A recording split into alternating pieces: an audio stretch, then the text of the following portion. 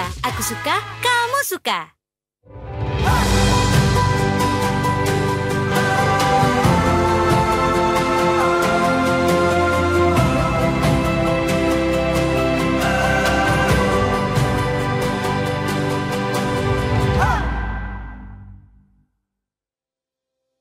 Sebagian besar wilayah Indonesia kini sudah mulai memasuki musim penghujan. Curah hujannya pun beragam di berbagai daerah, mulai dari intensitas ringan hingga intensitas tinggi yang menyebabkan banjir dan berdampak langsung terhadap masyarakat. Di Sukabumi misalnya, banjir sudah merusak pemukiman hingga berbagai fasilitas warga. Pemerintah melalui BNPB telah melakukan berbagai usaha guna menanggulangi dan mengurangi resiko bencana. Salah satunya adalah modifikasi cuaca. Hal ini bukanlah hal baru di Indonesia. Sejumlah daerah pun sudah menerapkan metode ini di wilayahnya. Lalu, bagaimana dengan era pemerintahan Prabowo Gibran? Sebesar apa komitmen pemerintah saat ini dalam mencegah imbas buruk perubahan iklim? Ikuti diskusinya dalam editorial review. Beralih ke Jawa Tengah, Detik Sore akan menelusuri perkembangan kasus penganiayaan yang dilakukan oleh warga Wonosegoro Boyolali terhadap bocah 12 tahun. Ia dianiaya 15 orang warga hingga terluka parah, gara-gara dituduh mencuri celana dalam. Apa langkah pihak kepolisian terhadap kejadian ini? Ikuti laporan redaktur Detik Jateng selengkapnya dalam Indonesia Detik Ini. Sementara itu, untuk menutup Detik Sore edisi hari ini, Sunset Talk akan mengulas pertandingan perdana Indonesia di laga AFF 2024 malam tadi. Bertandang ke Myanmar, Indonesia berhasil meraih 3 poin pada pertandingan pertama dengan skor 0-1. Bagaimana langkah Indonesia di pertandingan berikutnya? Berhasilkah rotasi pemain yang dilakukan oleh Sinteyong? Ikuti diskusinya jelang matahari terbenam nanti. Ikuti terus berita-berita menarik Detikcom lainnya hanya di Detik Sore. Tidak ketinggalan pula update terbaru soal pergerakan pasar saham jelang penutupan IHSG di awal acara. Sekarang, mari kita sambut host kita, Eduardo Simorangkir dan Pocut Kamaral. Detik Sore, gak cuma hore-hore. Yeay, Detik Sore. Gak cuma ore-ore. Takut banget. Ini hari Selasa ya? Ini hari Selasa. Masih awal hari pekan. Selasa loh. Kirain udah kayak hari Kamis gitu. Iya, vibes-nya pengen libur ya? Iya. Padahal masih 1 digit loh ini ya, mau menuju ke 2 digit sih tanggal Betul. Desembernya. Cuman kan udah Desember nih. Bener. Desember emang vibes-nya tuh kayak liburan-liburan gitu loh. Oh iya benar. Ya kan? I'll be home for Christmas. Sudah kayak gitu-gitu. Iya lagunya bener-bener. di mall All kan. I want for Christmas is... Mie kan? Mie kan? Gak menjawab di sini ah. Udah itu konsumsi ranah pribadi aja Detikers. But anyway, selamat sore Detikers. Selamat sore. How's your day? Ini hari Selasa walaupun di awal pekan dan udah tanggal 10 juga. Mudah-mudahan semua masih pada semangat menuju Menuju akhir tahun. Betul. Apa mungkin udah ada yang pada nyiapin pesta akhir tahun barengan sama teman, keluarga akan seperti apa? Udah nyiapin konsep mungkin? Pocut mungkin udah? Oh iya, udah. Kebetulan. Udah nyiapin? Udah. Rencana akhir tahun mau akan di mana sama siapa? Rencananya kebetulan gue ada beberapa pilihan. Oke, Tapi wow. bakalan kayak di rumah aja. Serius? Gitu. Iya. Lo ada tradisi gak sih kalau akhir tahun gitu ngumpul harus sama keluarga kah atau apa gimana? Dulu pas masih muda iya. Keluarga yang mana? Pas masih ada keluarganya. Sekarang tuh udah enggak gitu. What's the differences? Dulu lo muda dengan yang sekarang, apa perbedaan lo merayakan tahun baru gitu atau akhir tahun? Kalau zaman dulu pas masih muda pasti ikut orang tua Si tua kan. banget tuh sekarang. Ya benar juga. Kan masih Iya, muda iya, jadi. iya, iya. Tapi setelah kedewasaan ini tergantung mood gitu. Kayak tahun lalu gue menghabiskan waktu tahun baru Santorini. journaling di tempat gue. Oh iya. Iya. Journaling tuh emang lagi happening lagi ya sekarang ya? Iya deh kayaknya. Kayaknya ya, karena kan banyak orang-orang yang stres ya, termasuk saya Oh kayaknya. itu bagian dari cara untuk ini Heal. coping Kayak mechanism. tempat healing gue tuh journaling gitu loh. Jadi kayak, capek lagi hari ini. Ingin apa ya? Gitu. Itu kayak ngelemin kertas-kertas ke dalam buku gitu-gitu kan, journaling termasuk kan? Termasuk juga, cuman gue nggak yang Lo seheboh yang kayak itu gimana? ya. Lo yang kayak gimana journalingnya? Nulis. Gue nulis, jadi Kayak tiap pagi Dear sama Diary? enggak. Jadi Terus? tiap pagi sama tiap malam gue tuh kalau bisa dan kalau ingat tapi sebisa mungkin gue lakukan adalah kalau pagi gue mau ngeset goals buat hari ini. Hari ini apa aja yang apa? pengen gue lakukan. To do list. Yes, tapi lebih ke ada wish-nya, semoga hari ini apa Oke. gitu.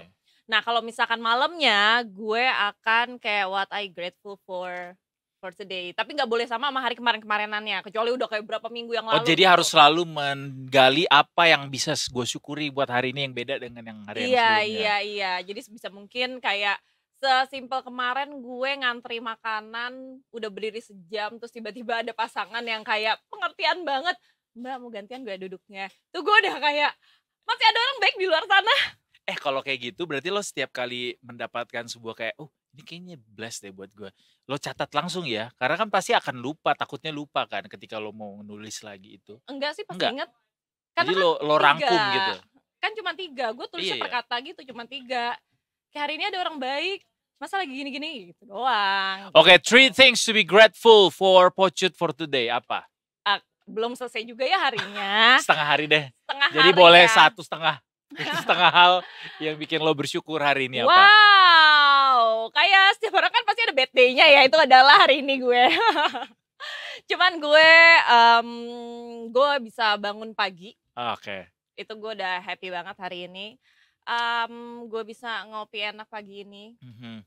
Gue Good. tiba-tiba di momen yang lagi kayak orang-orang pada kemana sih, tiba-tiba ada teman gue nelfon gue kayak how are you gitu, kayak iya. wow, paham banget perasaan gue, I gengs see. gitu. Kalau lo gimana? Emang pada kemana sih orang-orang yang biasanya kemana-mana ini? Di kedewasaan ini semua orang punya kehidupannya masing-masing Betul. ya Pak ya, Benar, bekerja, benar. keluarga dan lain-lain. Kadang-kadang kita akan lebih merasa sendiri, lonely di kedewasaan ini, bukan pas remaja gitu That's true. kan. Ya. That's so true. Freaking Kalau true. lo dong grateful for? Gue mau jadikan satu hal yang lo syukuri itu juga jadi satu hal yang gue syukuri juga untuk hari ini, itu bangun Boleh. pagi. Jujur, Oke. buat orang sedewasa kita hari-hari ini, bangun pagi tuh susah banget. Maksudnya Yes. bukan susah sih sebenarnya, enggak bangun pagi tapi lo langsung beraktivitas gitu maksudnya. Iya. Kita tuh sering sebenarnya bangun pagi kayak jam 6, jam 5 gitu kan, sholat dulu, terus habis itu tapi tidur lagi gitu. Nah, Betul. sekarang nih bangun pagi tapi banyakannya aktivitasnya dimulainya tapi tetap di siang hari kayak lama, alias namanya procrastinating, alias kebiasaan menunda. Iya. Nah, kalau lo bisa memulai pagi tapi tidak dilanjutkan dengan kebiasaan menunda, itu adalah sebuah keistimewaan buat lo hari itu menurut gua. Yes. Buat orang-orang yang seperti saya ini yang suka menunda gitu. Jadi ketika gue mau memulai hari dengan lebih pagi dan gue langsung beraktivitas, itu satu yang gue syukuri bisa gue lakukan. Kedua adalah hari ini gue juga bisa bekerja dengan produktif gitu. Yay. Nah, ketiga adalah hari ini gue ketemu Pocut lagi. Oh. That's also one of the big things I need to be grateful for. Every Boleh time I nggak? saw you.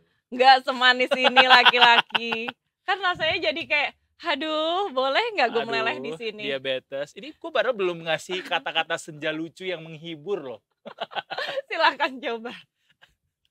Kenapa sih orang-orang ini bikin 50 tapi beneran gak ada yang menghibur menurut gue. Gini. Oke. Terkadang hidup itu memang sulit. Apalagi kalau sama kamu. Sulit untuk menyembunyikan rindu, tapi apalah daya. Rinduku buatmu hanya sebatas surat panggilan listrik. Dibayar pas lagi habis, setelah itu ya udah biasa aja. Jadi kayak tagihan listrik, rindu kata dia. Emang gitu ya Cut? Kalau habis orang ketemu, dibayar nih rindunya dengan ketemu. Kan orang rindu pasti dibayarnya sama ketemu kan. Habis itu udah biasa aja. Tergantung ya. Aktivitas setelah bertemu itu apa? Iya. Dibayar tuntas itu definisinya apa ya? Iya, Ya dibayar tuntas tuh tuh ketemu ya? langsung. Ketemu langsung. Tapi lebih kangen lagi tuh nggak sama siapa? Apa? Sama Bribda Ecclesia sih. Ah ini Udah mah berhari-hari selalu. Nggak ketemu. Iya. Coba. Hai. Selamat sore Bribda Ecclesia. Hai, Halo, selamat Bribda sore, Ecclesia, Roda dan apa Pocut. kabar? Rambutnya Kabar baik sangat luar grande loh biasa. hari ini. Bagus banget. Apa sih rahasianya Bribda Ecclesia menjadi orang yang selalu grande setiap harinya? Betul. Apa sih, kasih tahu aku dong. Mm-mm. Apa ya? Mm-mm. Semangat Semangat. dan juga Semangat. jangan lupa untuk selalu bersyukur. Wah, Ah, pas itu dia. banget tuh dari Kita tadi. bersyukurnya udah ya, Kita semangatnya bersyukur. belum. Itu dia. Boleh nggak semangatin kita dengan laporan-laporan dari banyak titik di Indonesia hari ini soal traffic? Boleh dong, boleh Boleh dong. ya, tapi nanti diakhiri dengan pantun. Pantun tetap ya, pantun Waduh. ya. Biar sambil laporan sambil mikir, Iya. apa ya? Baik, kalau gitu silakan Bribda Ecclesia.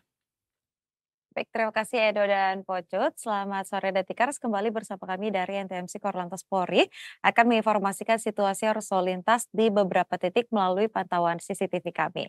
Untuk titik yang pertama kita akan pantau di JPO Kuningan, Jakarta Selatan. Dari arah Mampang yang akan menuju ke arah Menteng maupun arah sebaliknya pada sore hari ini tampak cukup ramai, terjadi ketersedatan di kawasan ini dikarenakan meningkatnya volume arus kendaraan di jam pulang perkantoran. Kami menghimbau kepada seluruh pengendara untuk tetap menjaga jarak aman kendaraan Anda dengan kendaraan lainnya dan mengantisipasi banyaknya kendaraan yang akan keluar masuk perkantoran di kawasan ini.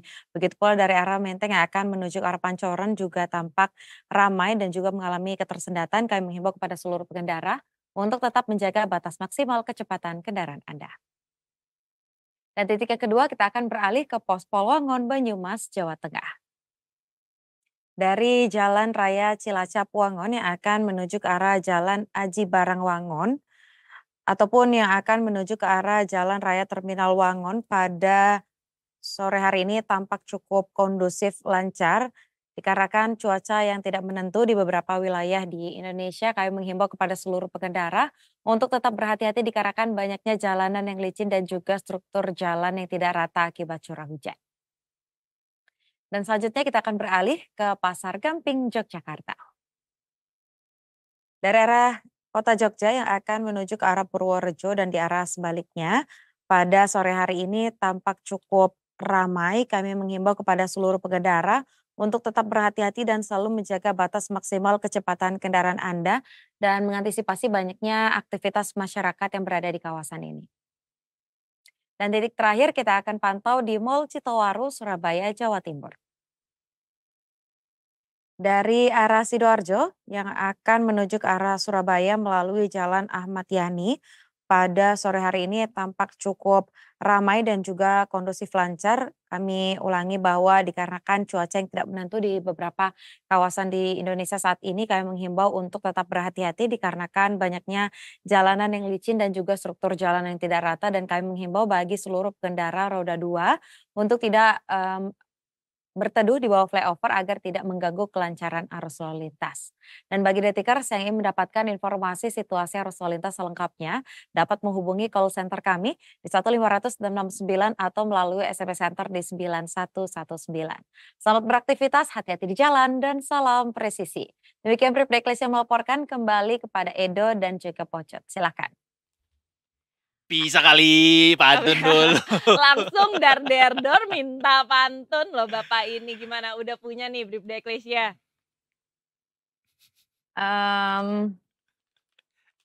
Agak bingung ya tiba-tiba ditembak. Cakep. Kita mah Bribda Ecclesia nggak pakai bukan. pantun juga kita bilangin cakep ya. Cakep, bener. Bener. Aduh, Sorry jadi banget belum ya ada Bribda nih. Ecclesia. Iya. Bentar Tapi ya, aku Bribda masih Ecclesia berpikir. punya segmen 2 kan? Ada kan?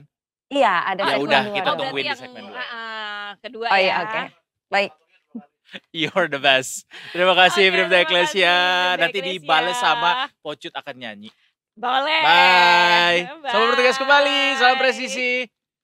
Baik, Ih masih Masih ngomong guys. loh. Gua aduin lo ke ini apa Sigit ya. Sigit Hmm. siapa nih? Marah. Kalau jadi Bribda Ecclesia, Bener. ih, Masih dipotong. ngomong. Marah. Ah, Hmm. marahnya gini. Marah. Marah gemes. Marah. Gitu. Anyway, kalau mau meredam kemarahan bisa dijawab dengan makan aja. Oh iya benar. Iya, kalau lagi emosi makan aja guys. Benar. Apalagi kalau makan snack seenak Kusuka. Betul. Apalagi kalau dapatnya segini gede. Ini mic-nya jatuh. Sorry. Karena gede banget. Kusuka emang deh terbaik. Ini rasa original, guys. Bener. Dan di momen ini gue mau berterima kasih ya kepada tim Kusuka, kayaknya membalas keluh kesah kita kayak boleh nggak kita dapat yang gede dan rasa lain? Karena selama ini rasa kecil selalu jagung Amerika kan. Terus dikasih yang gede, sekalian rasanya barbecue lagi nih kita dapatnya. Ini Pocut dapat original. Thank you loh. Thank you. Berarti peka loh. Kusuka Peka. tuh. Wah, benar-benar Makanya Kusuka. kan. Rasanya tuh Banyak. ada original. Bener. Ada sweet corn, ada barbecue, ada lada hitam balado, juga, ada balado, ada lada lada hitam juga. hitam Tapi kita nggak pernah dapat juga. lada hitam. Kita buka ya. Sorry Oke. banget, kita udah makan Kusuka sebelum Kusuka masuk sini ya. Jadi ini memang it's always been one of the most Jujur, favorite ya. Tau nggak zaman dulu pas kecil, Hah. nyokap gue tuh selalu bawain Kusuka. Serius? Kalau pulang kerja nggak tahu kenapa, karena kan kayak gue tuh anaknya nggak suka yang kayak modelan gitu-gitu karena kayak, duh gatel gitu. Iya benar. Tapi nyokap gue tuh suka banget, jadi gue suka Kusuka gara-gara tiap sore nyokap gue bawain. Nyokap lo terbaik sih, karena mungkin kayaknya dia Boleh tahu. tolong nggak? Karena dia udah tahu kalau Kusuka ini udah dapat cap FDA dari Amerika. Oh, yang Jadi, sulit banget didapatkannya itu benar. kan. Jadi harusnya ini udah aman mau dikonsumsi sama anggota keluarganya dia, Redekers. Betul, agak sulit betul. juga ya. Mungkin Kusuka boleh produksi kemasan yang lebih mudah untuk dibuka. Mungkin nih kalau boleh ide yang ada giniannya, apa namanya? Zipnya. Zipnya gitu. Bikin yang gede banget ada zipnya, kayak Kalau menarik tanganku licin lagi. tuh. Dem. Terus Kusuka itu kalau misalkan kita lagi jalan-jalan, kan ini akhir tahun ya, ini saatnya jalan-jalan. Ya. Terus kayak pengen snacking gitu, Kusuka tuh gampang banget dicarinya. Di supermarket di luar kota ada. Luar kota, luar negeri. Silakan. Kamera mana? Mana kamera? Wow. Boleh, emang boleh semanly itu bukanya. Hah, calon suami. Aduh.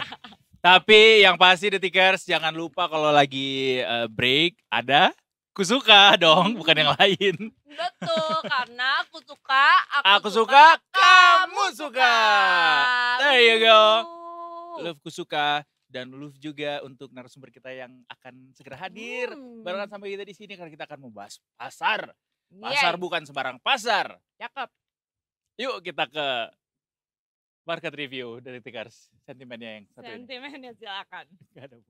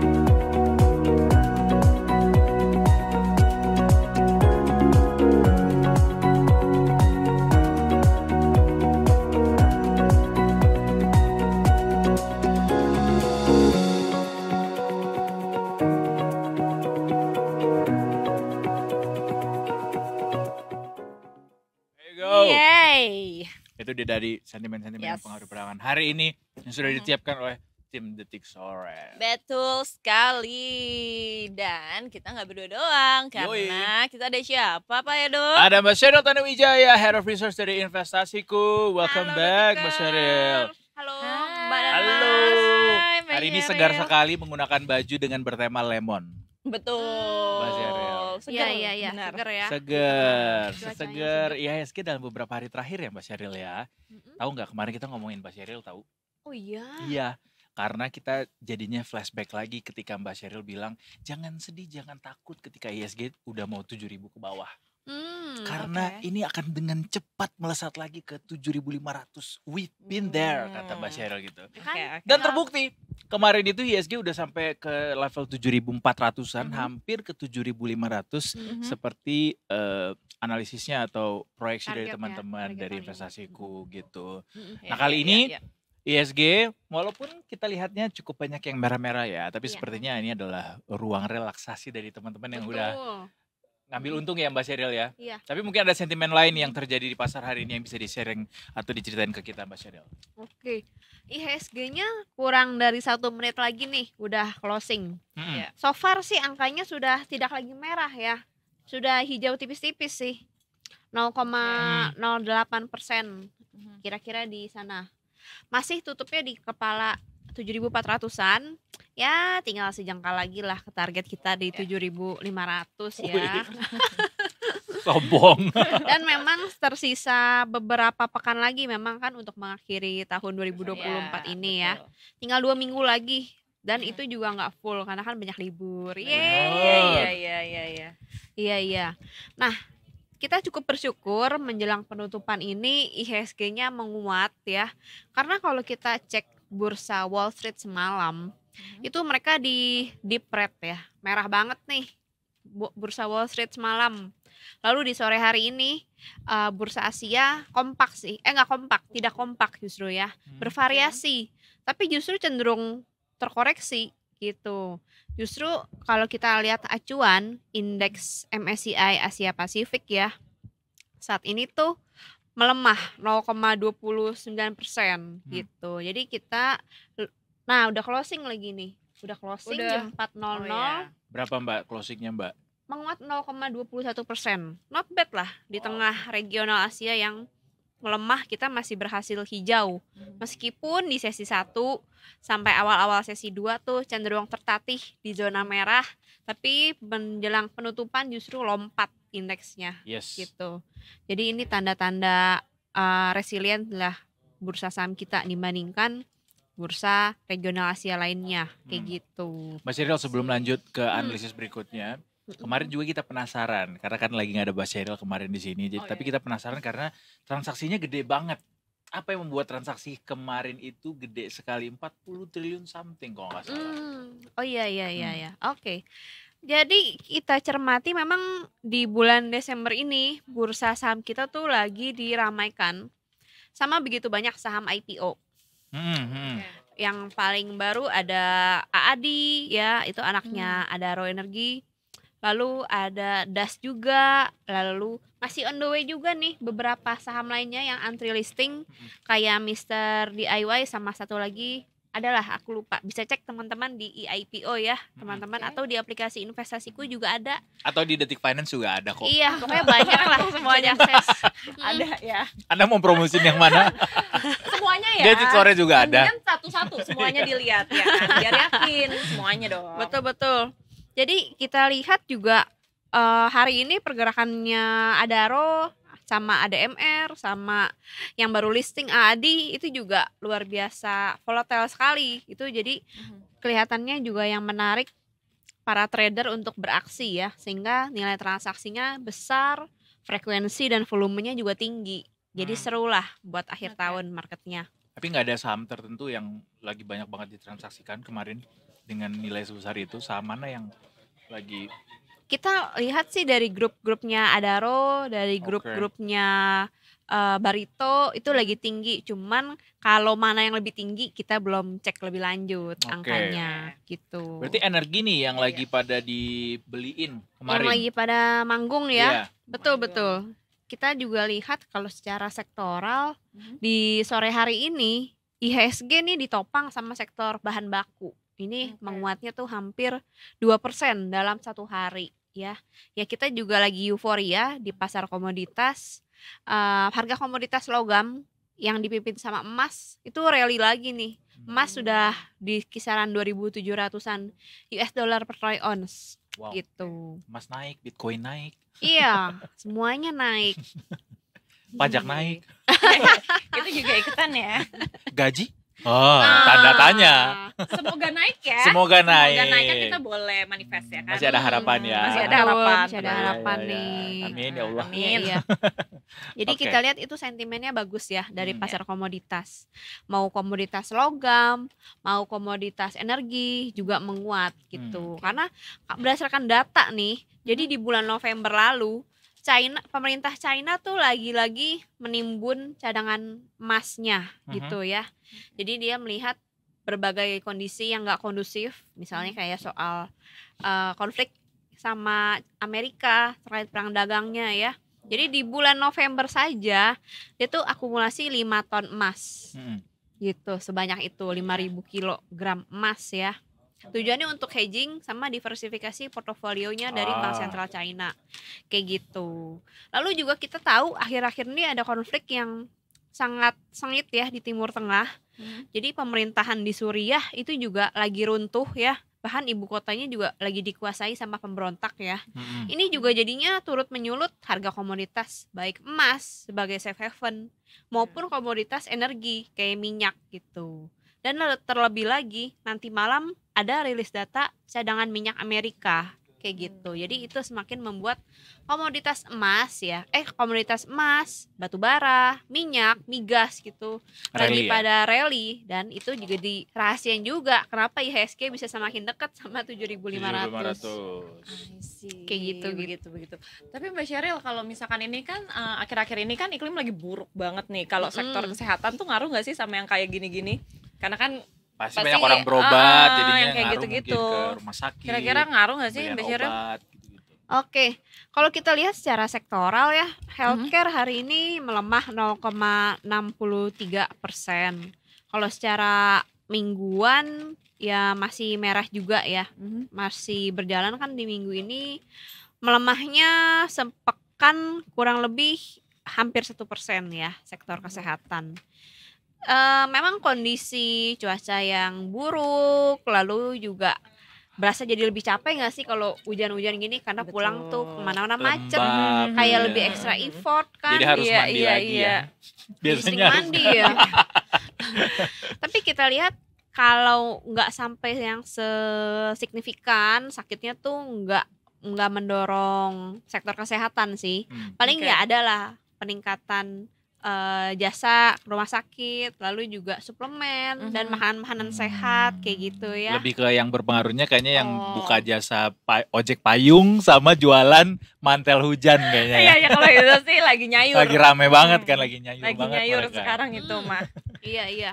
Kalau secara overall ya IHSG lebih saat ini tuh ditopang sama ya sentimen komoditas ya yang lagi rally nih gitu. Kita harapkan sih batu bara rally juga masih sampai tahun 2025 ya. Iya. Semoga ada fenomena komoditi super cycle sehingga bisa lanjut rally nih komoditas khususnya batu bara dan migas. Apa Kayak itu gitu. fenomena komoditas super cycle, Mbak? Jadi memang secara berkala sekian puluh tahun sekali itu ada masa di mana harga komoditas energi tuh lagi menguat gitu, lagi cenderung menguat selama beberapa tahun sekali.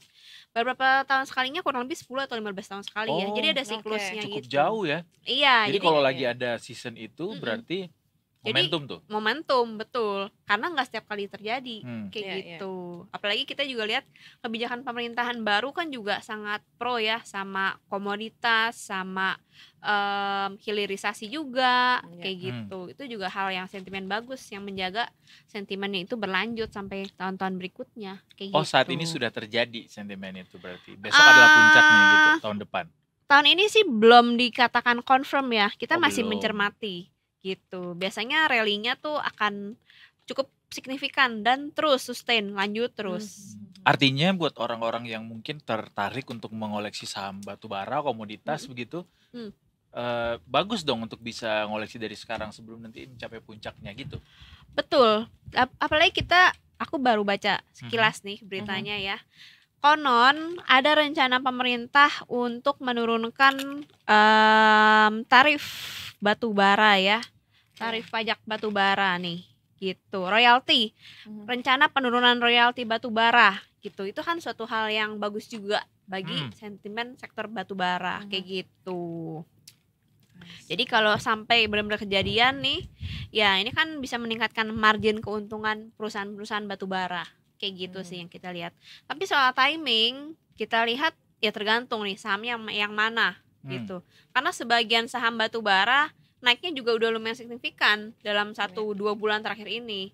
Mungkin teman-teman bisa cermati yang saat terjadi koreksi itu bisa jadi kesempatan untuk beli dengan harga yang lebih murah. Atau bisa juga cermati saham yang belum naik tapi kinerja fundamentalnya sebenarnya kuat, hanya saja belum terekspos gitu. Oke. Untuk besok ini kita makin dekat menuju ke pengumuman FOMC terakhir di bulan Desember atau terakhir di tahun ini di tanggal 17-18 ya Mbak kalau nggak salah. Iya. Besok dan juga menuju ke masa-masa mendekati rilis FOMC ini kira-kira akan seperti apa berlangsungnya IHSG Mbak? Apa yang perlu jadi alarm buat para investor? Nah sebelum ke FOMC pekan depan, jadi di esok hari aja udah ada data yang sangat penting, yang sangat dinantikan pasar, yaitu data inflasi Amerika bulan November gitu. Dan diperkirakan data inflasinya nih naik secara year on year dari 2,6% di bulan Oktober naik jadi 2,7% di November. Nah ini ya memang sih soal potensi pemangkasan suku bunga di pekan depan itu udah lumayan rigid ya, udah bulat lah gitu, ya, hampir 100%. Wow. Optimismenya hampir pasti. Kecuali besok tiba-tiba inflasi ternyata gede banget ya. Kayaknya nggak mungkin. Kayaknya gue langsung kayak, boleh nggak ngomongnya yang baik nih dia. Terus gimana Cuman Mbak? yang berpengaruh ya lebih ke ekspektasi investor sama potensi pemangkasan di tahun 2025 nih. Sekarang kan pasar tuh sejauh ini ya dengan perkembangan data ekonomi Amerika yang ada, dilihatnya sih potensi pemangkasan suku bunga tahun depan tuh 100 sampai 125 basis point gitu. Jadi kalau inflasinya ternyata besar banget atau lebih besar daripada ekspektasi, ya pemangkasannya cenderung lebih rendah, bisa 100 aja atau di bawahnya 75 kayak gitu. Oh, ekspektasi tahun depan The Fed nurunin 125 basis point. Total. Oke. Itu paling agresifnya, batas paling optimisnya tuh dari pemangkasan suku bunganya. Lumayan banyak ya, mengingat 1%. Iya, mengingat The Fed beberapa tahun terakhir selalu naikin gitu atau Iya, karena memang di tahun-tahun ini meskipun udah diturunkan, tapi itu masih relatif tinggi dibandingkan suku bunga historisnya kayak gitu. We'll see dengan kebijakan barunya Trump juga ya, mungkin akan banyak pengaruh juga pada akhirnya. Betul, pasti deh. Betul. Sebenarnya sentimen ketegangan nih antara China sama Nvidia ya, yang perusahaan chip yang paling nomor 1 di dunia ya, itu juga menjadi sorotan gitu ya. Karena Nvidia perusahaan yang jadi pionir di perusahaan produsen chip aja bisa dikutak-kutik lah istilahnya sama China, bisa diberikan mosi bahwa dia melakukan monopoli gitu. Jadi investor berpikir Nvidia aja yang sebesar itu bisa dicek sama China, apalagi yang di bawahnya Nvidia yang tidak sebesar Nvidia. Gitu sih, itu juga yang membuat pasar was-was nih. Karena kan dari situ ternyata wah ketemu nih, memang dia terbukti nih monopoli. Nanti semakin ramai lagi lah konflik geopolitiknya antara Amerika sama China, yang memangnya juga akhir-akhir ini lagi agak panas gitu. Iya, panas terus sih Mbak. Kan Kedua negara. Panas aja. Iya, nggak pernah dingin ya. Bukan nggak pernah, belum. Belum, oke. Jangan nggak pernah. Jangan belum. ya. Sekalinya dingin, perang dingin. Waduh. Bahaya juga. Waduh, tumben nih. Tumben. Anyway, terima kasih banyak Mbak Sheryl. Terima kasih banyak Mbak Sheryl. Thank you, Tikers. Thank Happy you. belum holiday sih. Belum holiday. Masih lama kita kerja ini ya. udah juga masih hari Selasa, Iya. masih awal-awal. Boleh nggak happy holiday dulu? Oke. Happy working kalau gitu. Selamat Happy working. melanjutkan aktivitas kembali. Kita juga mau melanjutkan aktivitas kembali, Detikers. Masih ada satu segmen lagi. Betul. Enggak dong, banyak. Masih banyak. Setelah yang satu ini tetap di Detik Sore. Cuma. Hore.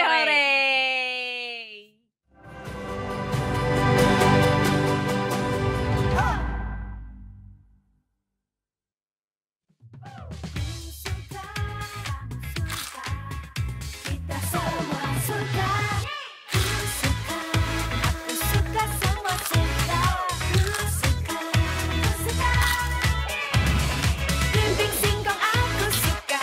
Kita sama-sama suka. Oh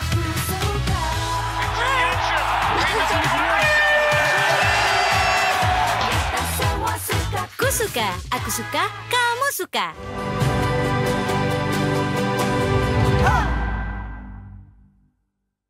You're still watching Detik Sore. Ya cuma hore-hore. Yay. Hari ini gue pakai baju kaos, tulisannya adalah Jalaran Sadra.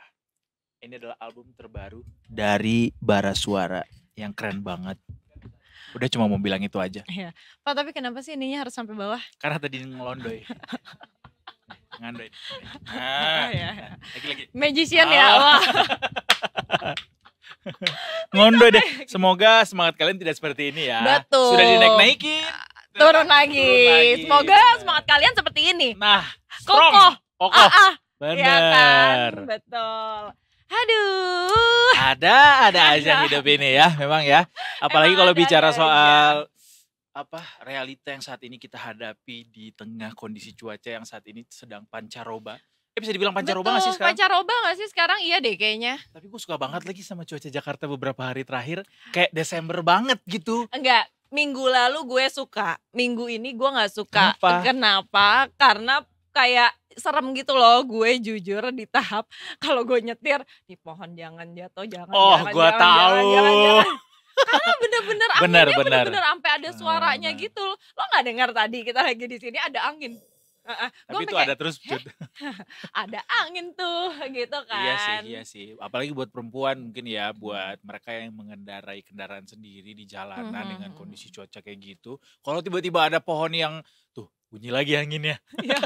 Kalau tiba-tiba ada pohon yang jatuh, terus mungkin lo akan bingung dan kayak apa yang terjadi gitu ya. Dan sangat mungkin terjadi ya itu ya di Jakarta ya. Mungkin karena tuh nih pertama nggak cuma pohon, kabel-kabel Pak. Oh Masalahnya iya itu. betul. Udahlah pohonnya begini, kabelnya nyangkut. Mm-mm. Ada aja. Jadi kayak aduh seremnya nambah gitu. Double Ganda. combo ya. Ya kan, makanya. Ya, tapi emang gue ngerasa di minggu kemarin itu masih nggak separah ini. Kayak Masa sih? adem aja. Kalau yang ini udah agak ekstrim ya. Makin ekstrim ya. Tadi pagi gue ngopi kan, ngopi di pinggiran gue duduknya di outdoor. Ketemu siapa? Nanti dia nonton lagi ternyata. Oke. Terus Ngopi. habis itu gue taruh nih kopi di sini kan, set gitu. Ini kopi setengah loh masih. Oke. Bisa-bisanya dia jatuh. Dingin langsung. Oh, jatuh. Angin. Angin. Gue sampai kayak bisa-bisanya gue jadi harus beli lagi nih angin. Boleh nggak usah sepagi ini. Jadi baru setengah udah jatuh. Kan gue harus beli lagi jadinya. Ah. Karena Gak ngopi lagi di Azerbaijan kemarin. Ngopi. Kopi Turki. Namanya kopi Turki pahit. Enak deh. Oh ya? Lagi gak ada kemarin pas kita masuk ke sebuah restoran itu. Udah mesen tapi gak ada. Lagi kosong. Gitu. Oh jangan. Kenapa? Gak ada lawannya. Maksudnya lawan main kita di sana nggak ada ini buat lawan makan. makannya, Iya, ya masa temennya. sendirian, mungkin kan Bener. kebanyakan ya Pak. Kan gue di sana kemana-mana sendiri kan juga. Iya. Anyway kita udah punya narasumbernya juga anyway, tapi sebelum kita ke narasumber kita boleh ya bridging dulu selain dari apa yang kita obrolin tadi. Jadi kita mau bahas soal iklim nih. Yes. Kalau dari produsernya kita bilang topiknya berdamai dengan cuaca hingga wacana perbaikan iklim di era Prabowo Gibran. Yes. Si masuk. Kita akan coba ya seberapa mampu kita membangun jembatan menuju kalimat majemuk berikutnya ini. Silakan Pak. Kita kali ini akan ngobrol dengan narasumber juga, tapi tidak di studio, nggak cuma kita berdua, tapi barengan sama peneliti kebijakan iklim hubungan internasional dari Universitas Katolik Parayangan. Ada Stanislaus Risadi Apresian. Selamat sore, Mas Apres. Selamat sore. Selamat sore, Mas. Mas apa nih? Apres ya? Apres saja. Ya. Mas Oh, Apres. Mas Apres. Oke. Oh, Mas boleh nggak cerita apa arti nama Apresian? Karena saya baru pertama kali ini ketemu orang namanya Apresian, bener nggak? Tapi jujur iya di otak gue dari tadi pas lihat namanya adalah apresiasi. Iya kan, apresiasi gue juga kayak. Bener sih, bener. Jadi tuh kedua bener. orang tua saya itu guru musik di SMP gitu ya. Dan dulu tuh sering ada bahasa apresiasi seni musik. Jadi makanya masih Apresian gitu. Oh, wow. Keren sih. So, Mas Apresian ini adalah seorang peneliti yang sangat bisa mengapresiasi apapun yang terjadi di sekelilingnya ya. Dan Iya, kebetulan harus Mas. yang Harus dong. yang diteliti saat ini adalah kebijakan iklim. Betul ya. Tapi boleh nggak Mas Apres, kebijakan iklim hubungan internasional itu what's the difference between kebijakan iklim hubungan internasional dengan kebijakan iklim lainnya? Nah, kalau kebijakan iklim kan biasanya kan setiap negara itu punya kebijakan iklim domestik nih. Seperti di Paris Agreement kan setiap negara itu diminta silahkan kamu negara-negara kamu secara voluntary bikin komitmen iklim, tapi itu kan diimplementasikan di level nasional.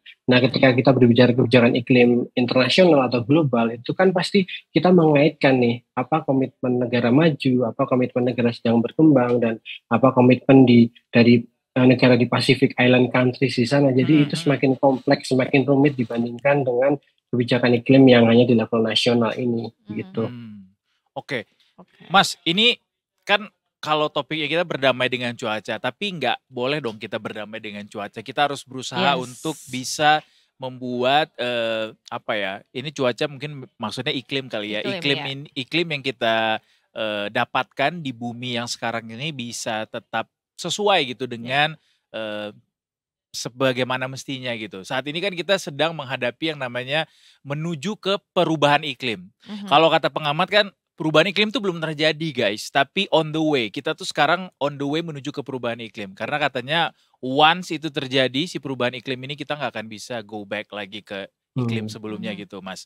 Nah dengan posisi Indonesia sekarang, kalau kita bicara soal perubahan iklim, kan Indonesia ini lagi punya target nih Mas, net zero emission 2060.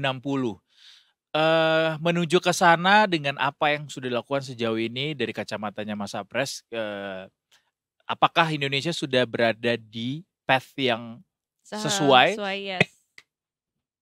Kalau berbicara itu sih karena saya cukup punya ekspektasi tinggi gitu ya terhadap pemerintah Indonesia ya. Kalau menurut saya belum, jauh dari kata cukup. Kenapa Mas? Misalnya begini nih, kan di level global kan kita tuh sudah sepakat ya para pemimpin dunia itu kita net zero itu 2050. Tetapi kenapa Indonesia nggak berani langsung bilang, oke, kita juga sepakat 2050. Kan Indonesia kan bahasanya 2060 or sooner gitu kan. Kenapa nggak langsung aja 2050 gitu? Sama dengan target iklim dari negara-negara lain untuk mencapai net zero di 2050. Kemudian yang kedua adalah target pengurangan emisi kita tuh masih kurang ambisius menurut saya. Dulu itu di level 29% dengan usaha sendiri, kemudian naik jadi 32 atau 31 gitu saya lupa dengan kemampuan sendiri, dan 39% dengan bantuan internasional, kemudian naik dari 41 menjadi 43 something. Jadi cuma naikin dikit gitu. Oke. Mas Apres, sebelum kita bicara soal target ya, yang mungkin Detikers juga biar bisa langsung ngerasa relate gitu sama apa yang terjadi di kehidupan dia soal iklim Mas, yang kita rasakan sekarang kan banyak nih kejadian-kejadian bencana alam yang terjadi, longsor, banjir segala macam dalam beberapa tahun terakhir yang kerap kali disebut adalah bagian dari tanda-tanda terjadinya perubahan iklim gitu. Apa yang terjadi di Indonesia sejauh ini dalam dari kacamatanya Mas Apres, apakah sudah dalam level yang cukup buruk atau masih sedang-sedang saja atau buruk sekali atau seperti apa Mas? Kalau saya sih lebih cenderung untuk memberikan narasi yang ini sudah sampai pada tahap krisis gitu ya. Mungkin karena begini, catatan utamanya adalah dampak perubahan iklim itu tidak terdistribusi secara equal. Betul. Jadi tidak semua orang merasakan hal yang sama terkait dampak perubahan iklim. Misalnya kekeringan nih. Misalnya masyarakat di kota bisa beli air minum atau bisa beli air dari tangki gitu ya. Tapi kalau di masyarakat di daerah pedesaan, di daerah remote, bagaimana kalau mereka merasakan kekurangan air? Itu kan seperti krisis yang luar biasa untuk para petani, para nelayan gitu. Dan memang bencana iklim itu dari tahun ke tahun itu nggak pernah berkurang, selalu meningkat. Ya gitu. Jadi udah tahap krisis nih ya Mas Apres ngelihatnya ya? Menurut saya kita harus menarasikan itu ya. Kita ini sedang menghadapi krisis iklim. Takutnya kita merasa ini wajar ya Mas ya, sehingga pergerakan kita mencegah itu jadi malah jadi kurang kurang Kurang maksimal kurang kan. maksimal, bener. Karena kita juga di Jakarta kalau kayak kemarin pas lagi musim panas itu panasnya juga luar biasa ya, nggak kayak panas Benar, sebelumnya ya. benar. Panasnya tuh yang nyengat banget, yang sampai kepala agak sakit Bener, gitu gak sih? bener kayak Ya panasnya kan? yang dibilang sama lagunya Utha Likumahua, Mas. Matahari tuh serasa ada di atas kepala gitu. Benar. Kenapa referensi gue harus ke Utha Likumahua ya? Gak tahu ya Pak ya. Terasa tua sekali saya. Jadul banget ya. Makasih Mas Apres. But anyway, Iya. itu soal iklim lagi. Kalau memang saat ini Mas Apres ngelihat kondisi kita tuh sekarang sudah masuk krisis gitu ya narasinya. Tentu narasi krisis itu digunakan juga bukan semata-mata cuma sebagai kita biar aktif aja gitu, biar beneran melek gitu. Tapi memang kondisinya saat ini memang sudah sebagaimana parahnya gitu kalau dilihat dari banyak kejadian sejauh ini. Apa yang mesti dilakukan Mas sama let's say pemerintah gitu atau dari kita sendiri juga Iya, bisa sebagai apa? masyarakat yang baik nih. Oke Mas, nah itu pertanyaan menarik ya. Sebenarnya kan ketika kita berbicara krisis iklim, itu tidak hanya terkait pengurangan emisi. Ketika kita berbicara pengurangan emisi, itu kita berbicara jangka panjang 2030, 2050. Tetapi ada yang bisa kita lakukan untuk membantu masyarakat dan teman-teman kita yang rentan, masyarakat rentan, itu adalah dengan adaptasi perubahan iklim. Dan itu yang belum banyak dibahas nih. Nah, mungkin ini juga bisa kita raise juga selain pengurangan emisi, pemerintah juga harus fokus bagaimana sih kita membantu masyarakat untuk beradaptasi dengan perubahan iklim. Apa nih strategi besar dari pemerintah untuk membantu masyarakat petani, nelayan, kemudian kelompok rentan, perempuan, itu bagaimana sih strategi besarnya dan strateginya itu kita perlu. Dan mungkin itu salah satu titik saya saya sempat publish tulisan opini begitu ya, di Asta Cita, Prabowo dan Gibran itu belum membahas secara dalam bagaimana sih pemerintahan baru ini menghadapi perubahan iklim dengan adaptasi. Oh, belum terjawab di situ. Belum terjawab di Asta Cita. Semoga sih nanti ini dipikirkan. Karena ini penting selain berpikir ke depan untuk mengurangi emisi dan mencegah perubahan iklim itu terjadi, kita juga harus memikirkan nih teman-teman kita kelompok rentan bagaimana yang sudah merasakan dampaknya sekarang gitu. Iya sih, kalau misalnya kita lihat ke daerah atau ke teman-teman kita yang hidupnya berdekatan misalnya dengan daerah industri yang mungkin yang dampaknya bisa langsung terasa, bisa kok dilihat gitu di banyak channel juga itu udah pada dipaparin gitu ya. Oke, but nyambung lagi soal bagaimana kita memerangi yang namanya perubahan iklim ini jangan sampai kejadian, Mas. Kan kalau bicara dari skala global gitu saat ini dunia sedang berperang atau berusaha untuk menghimpun lebih banyak dana ke negara-negara berkembang utamanya supaya mereka tuh bisa ikutan gitu beralih atau bertransisi menuju ke negara yang berkelanjutan gitu segala macam pendekatannya, alias mereka menggunakan energi bersih kah atau menggunakan pembangkit dengan energi terbarukan gitu-gitu. Tapi faktanya yang saya tahu dari catatan redaksi ini kita masih sulit untuk dapetin pendanaan itu. Bahkan pendanaan yang katanya dari negara maju ini masih seret gitu untuk mengalir ke negara-negara berkembang gitu, termasuk Indonesia. Walaupun pada kenyataannya kita kerap kali dengar juga statement dari pemerintah klaim bahwa ini akan bantu, akan kerjasama dengan ini, tapi rasanya itu belum cukup gitu. Se-urgent apa ini untuk bisa membantu Indonesia untuk bisa memerangi perubahan iklim dari kacamata Mas Apres? Nah itu menarik banget nih Mas. Sebenarnya kan pembicaraan tentang pendanaan iklim kan sudah dimulai dari Paris Agreement yang COP di Paris gitu ya. Kemudian ada target nih bahwa negara maju itu harus menyiapkan dana 100 billion per year untuk negara sedang berkembang gitu. Nah tapi target itu gagal dicapai nih.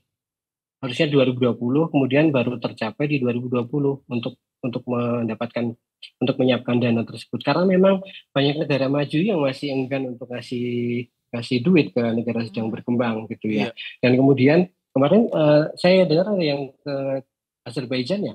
Ada Mas, ada rekan saya juga kebetulan sedang meliput di Azerbaijan juga acara COP29. Iya, makanya kemarin di Azerbaijan kan salah satunya adalah melipat bukan melipat gandakan tapi melipat tigakan target itu yang awalnya 100 miliar dolar per tahun itu menjadi 300 miliar dolar per tahun untuk negara sedang berkembang. Nah, problemnya adalah Indonesia dana itu harus dibagi dengan banyak sekali negara sedang berkembang. Bisa dihitung mungkin ratusan jumlahnya. Nah, ketika dibagi, saya sempat ngobrol dengan salah satu narasumber dari KLHK gitu ya, dan menyebutkan bahwa Indonesia itu dapatnya sedikit dari pendanaan internasional yang digabungkan tadi karena harus di-share dengan banyak sekali negara. Jadi Indonesia negara besar, tapi dapatnya juga hampir mirip dengan negara-negara seperti Pacific Island countries, seperti Tuvalu, Fiji itu hampir mirip. Jadi memang nggak imbang jadinya Mas ya. Ya. Makanya kemudian memang pendanaan di level global itu masih sangat mengkhawatirkan gitu ya, support dari negara maju itu masih sangat minim. Sebagai contoh nih Mas, jadi itu targetnya untuk adaptasi misalnya ya, untuk membantu masyarakat rentan beradaptasi itu targetnya 300 juta US dollar. Tetapi sampai saat ini baru terkumpul 124 US dollar. Itu laporan terakhir gitu ya. Jadi separohnya aja nggak ada. Belum lagi itu ada dana loss and damage nih. Jadi negara sedang berkembang itu meminta ada ganti rugi lah, kompensasi. Kan perubahan iklim kan kita tuh berkontribusi paling sedikit nih terhadap emisi gas rumah kaca, tapi kita yang paling kena dampaknya. Kasih ganti rugi dong atau kompensasi. Namanya loss and damage. Gitu. Nah, tetapi dari dana, jadi loss and damage yang dirasakan itu per tahunnya tuh 580 miliar USD, tetapi dana untuk loss and damage itu kalau tidak salah baru mencapai 647 juta dolar. Jadi jauh banget dari apa yang kita butuhkan sebenarnya. Kalau melihat di level global ya.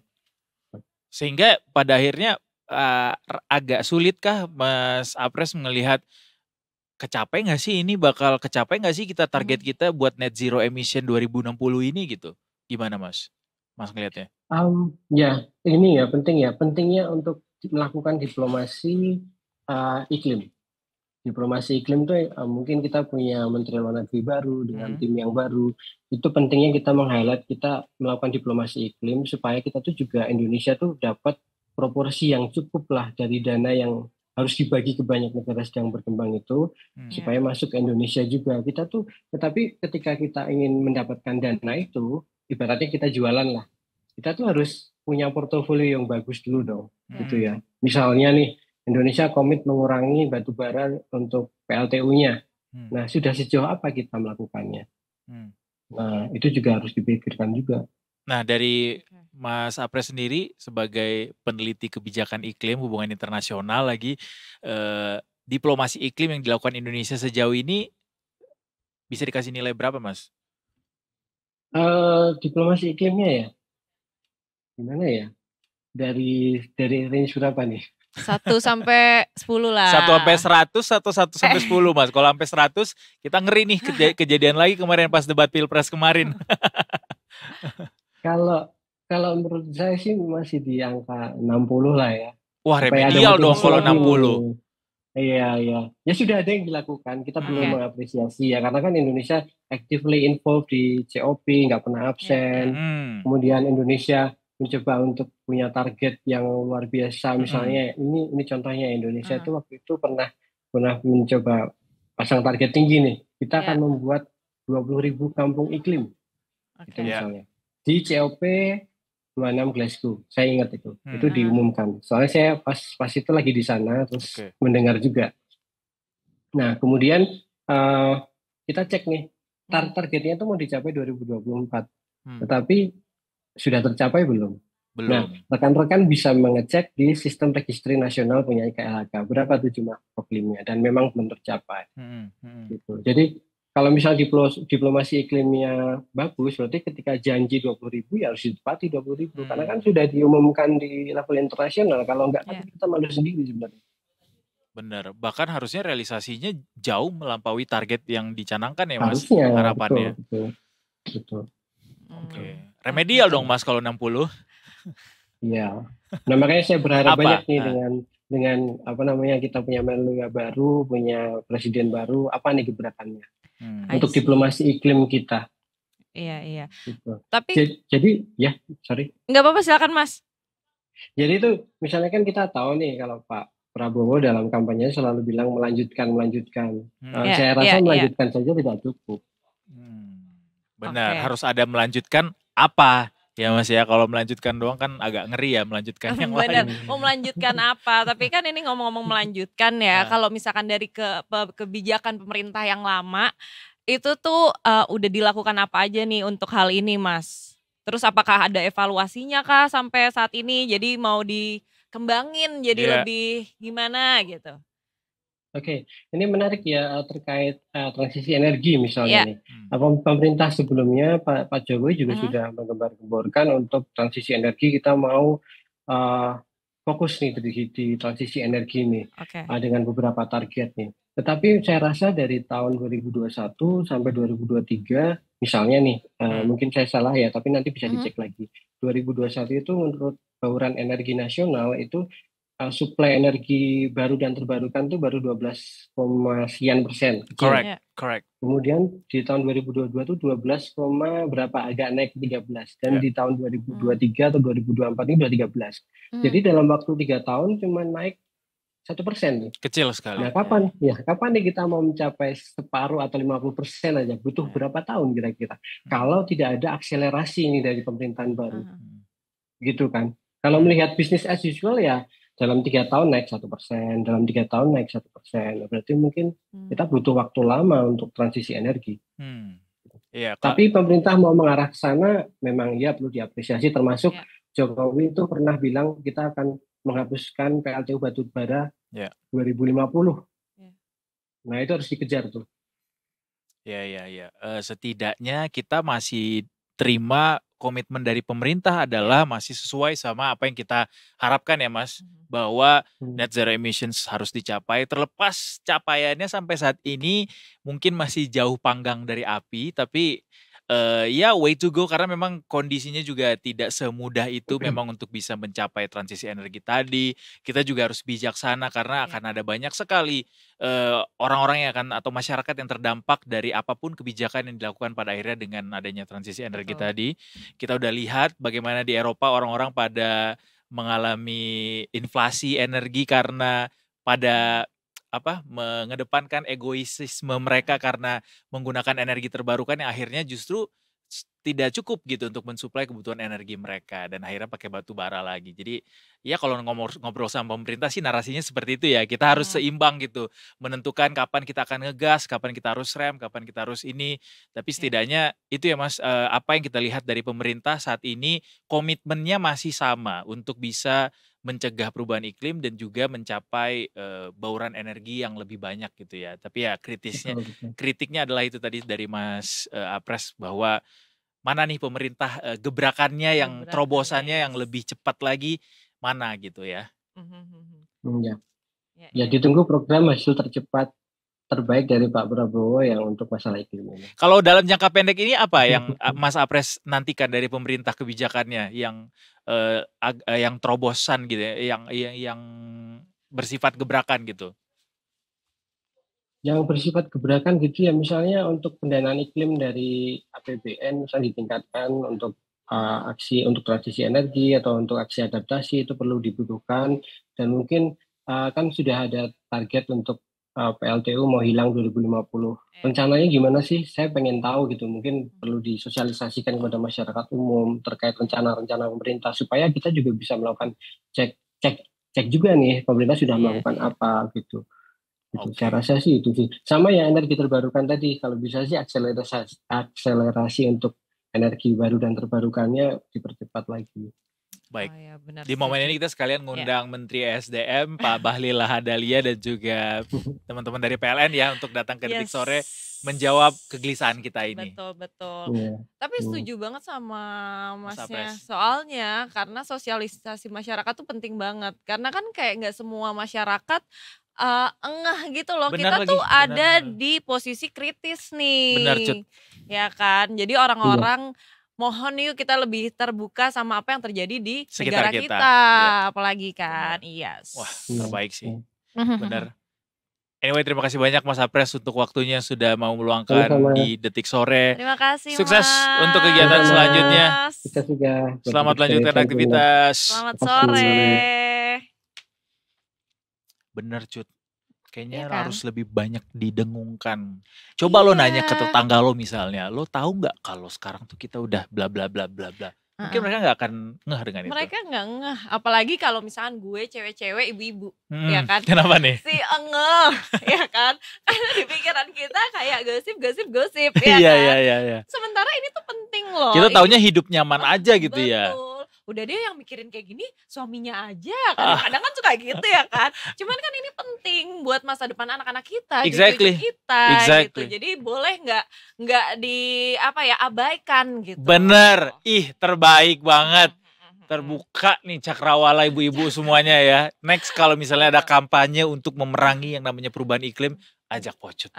Mungkin bisa saya jadi MC-nya ya. Iya bisa. Mau jadi MC-nya, mau jadi brand ambasadornya, mau jadi talentnya.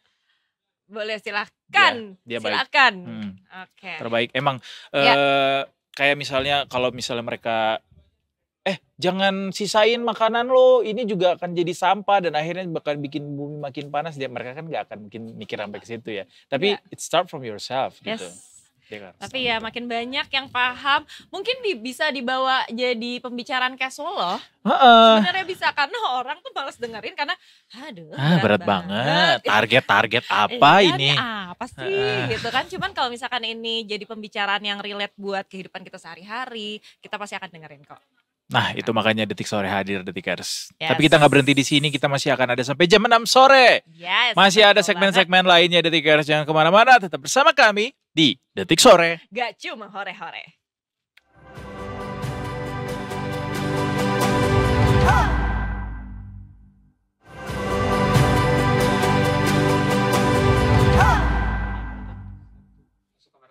Yeay, kembali lagi di Detik Sore. Gak cuma hore-hore. Tadi kata Jay apa? Oh, kita sapa dulu dong, Bribda Ecclesia. Oh, it's time for pantun. Iya, apakah mengingatnya Kak Bribda Ecclesia? Mari kita tanya. Hai lagi. Hai, halo. 3, 2, 1, muncul. Cling. Nah, ini dia. Apakah sudah menyiapkan pantun Bribda Ecclesia? Sudah. Udah. Bukannya nanya laporannya akan dari titik mana aja, malah nanya pantun ya. That's why Panggil cuma buat pantun doang. benar. Daripada kita buru-buru langsung closing bareng sama Bribda Ecclesia, mending kita dengerin laporan dulu, baru habis nanti ditutup dengan pantun indah dari beliau. Betul. Boleh banget. Kalau gitu langsung aja silakan Bribda Ecclesia. Baik, terima kasih Edi dan Pocut. Selamat sore Detikers, kembali lagi bersama kami dari NTMC Korlantas Polri akan menginformasikan situasi arus lalu lintas di beberapa titik melalui pantauan CCTV kami. Untuk titik yang pertama kita akan pantau di kawasan JPU Kuningan, Jakarta Selatan. Maksud kami di kawasan DPR MPR Jakarta Pusat. Dari arah Selipi yang akan menuju ke arah Gatot Subroto pada sore hari ini tampak cukup mengalami ketersendatan, begitu pula di tol dalam kota Semanggi yang akan mengarah ke arah Tomang dan di arah sebaliknya. Kami menghimbau kepada seluruh pengendara yang akan melintas di kawasan ini untuk tetap berhati-hati dan selalu menjaga jarak aman kendaraan Anda dengan kendaraan lainnya dan menjaga batas maksimal kecepatan kendaraan Anda. Dan untuk titik selanjutnya kita akan pantau di Bundaran Pondok Indah, Jakarta Selatan. Dari arah Lebak Bulus yang akan menuju ke arah Blok M maupun Fatmawati pada sore hari ini tampak cukup ramai. Begitu pula dari arah Lebak Bulus maupun Blok M yang akan menuju ke arah Bintaro juga tampak cukup ramai, kondusif, lancar pada sore hari ini. Ketersendatan hanya terjadi jalan traffic light saja, selepasnya kendaraan dapat melaju dengan kecepatan normal. Kami mengucapkan terima kasih kepada seluruh pengendara yang tetap berhenti di belakang garis stop pada saat mengantri jalan traffic light. Dan untuk titik selanjutnya kita akan pantau di Jembatan Layang Mampang, Jakarta Selatan. Dari arah Tendean yang akan menuju ke arah Pancoran di jalur flyover pada sore hari ini tampak cukup ramai. Begitu pula dari arah Pancoran yang akan menuju ke arah Kuningan di jalur arteri tampak cukup mengalami peningkatan volume arus kendaraan di jam pulang perkantoran pada sore hari ini. Kami himbau kepada seluruh pengendara untuk tetap mematuhi rambu lalu lintas serta marka jalan yang berlaku dan tidak diperbolehkan untuk melawan arus karena dapat membahayakan keselamatan diri Anda dan juga pengendara lainnya. Begitu pula di jalur tol dalam kota dari arah Pancoran Pancoran yang akan menuju ke Kuningan juga tampak cukup mengalami perlambatan kecepatan kendaraan. Kami himbau kepada seluruh pengendara untuk tetap mematuhi rambu lalu lintas serta marka jalan yang berlaku. Dan titik yang terakhir kita akan pantau di exit tol Bekasi Barat. Dari arah gerbang tol Bekasi Barat yang akan menuju ke arah Pekayon maupun Kalimalang dan juga Jalan Ahmad Yani pada sore hari ini tampak cukup ramai dan mengalami ketersendatan jelang traffic light. Begitu pula dari arah Pekayon menuju ke arah Jalan Ahmad Yani maupun Kalimalang dan juga gerbang tol Bekasi Barat. Kami himbau kepada seluruh pengendara untuk tetap menjaga jarak aman kendaraan Anda dengan kendaraan lainnya, dikarenakan di kawasan ini banyak dilintasi oleh angkutan barang. Dan bagi para pejalan kaki yang akan melintasi kawasan ini untuk tetap berhati-hati pada saat Anda sedang menyeberang jalan dan dapat menggunakan JPO maupun zebra cross yang telah tersedia di kawasan ini. Dan bagi Detikers yang ingin mendapatkan informasi situasi arus lalu lintas selengkapnya, dapat menghubungi call center kami di 15669 atau melalui SMS Center di 9119. Selamat beraktivitas, hati-hati di jalan, dan salam presisi. Demikian Bribda Eklesia melaporkan, kembali kepada Edo dan juga Pocot. Silakan. We cannot wait. Now it's your turn. It's your time to shine more. Yay. Bribda Eklesia. Silakan pantunnya. Ketawa lagi. Oke. Jalan-jalan beli jajan, Cakep. belinya sampai Andara. Cakep. Karena cuaca sering hujan, Iya hati-hati benar. ya dalam berkendara. Makasih dah Bribda Eklesia. Keren. Kita kasih tepuk tangan AI. Bribda Eklesia. Terima Gemes, kasih. gemes. Lucu. Lucu banget. Jangan lupa juga berkendara dengan aman dan nyaman meskipun hujan menghadang. Betul. Bribda Eklesia dan teman-teman NTMC Polri. Terima kasih banyak Terima atas kasih laporannya. Terima kasih. See you. Duh, kapan lagi kita dipantuni nama polisi?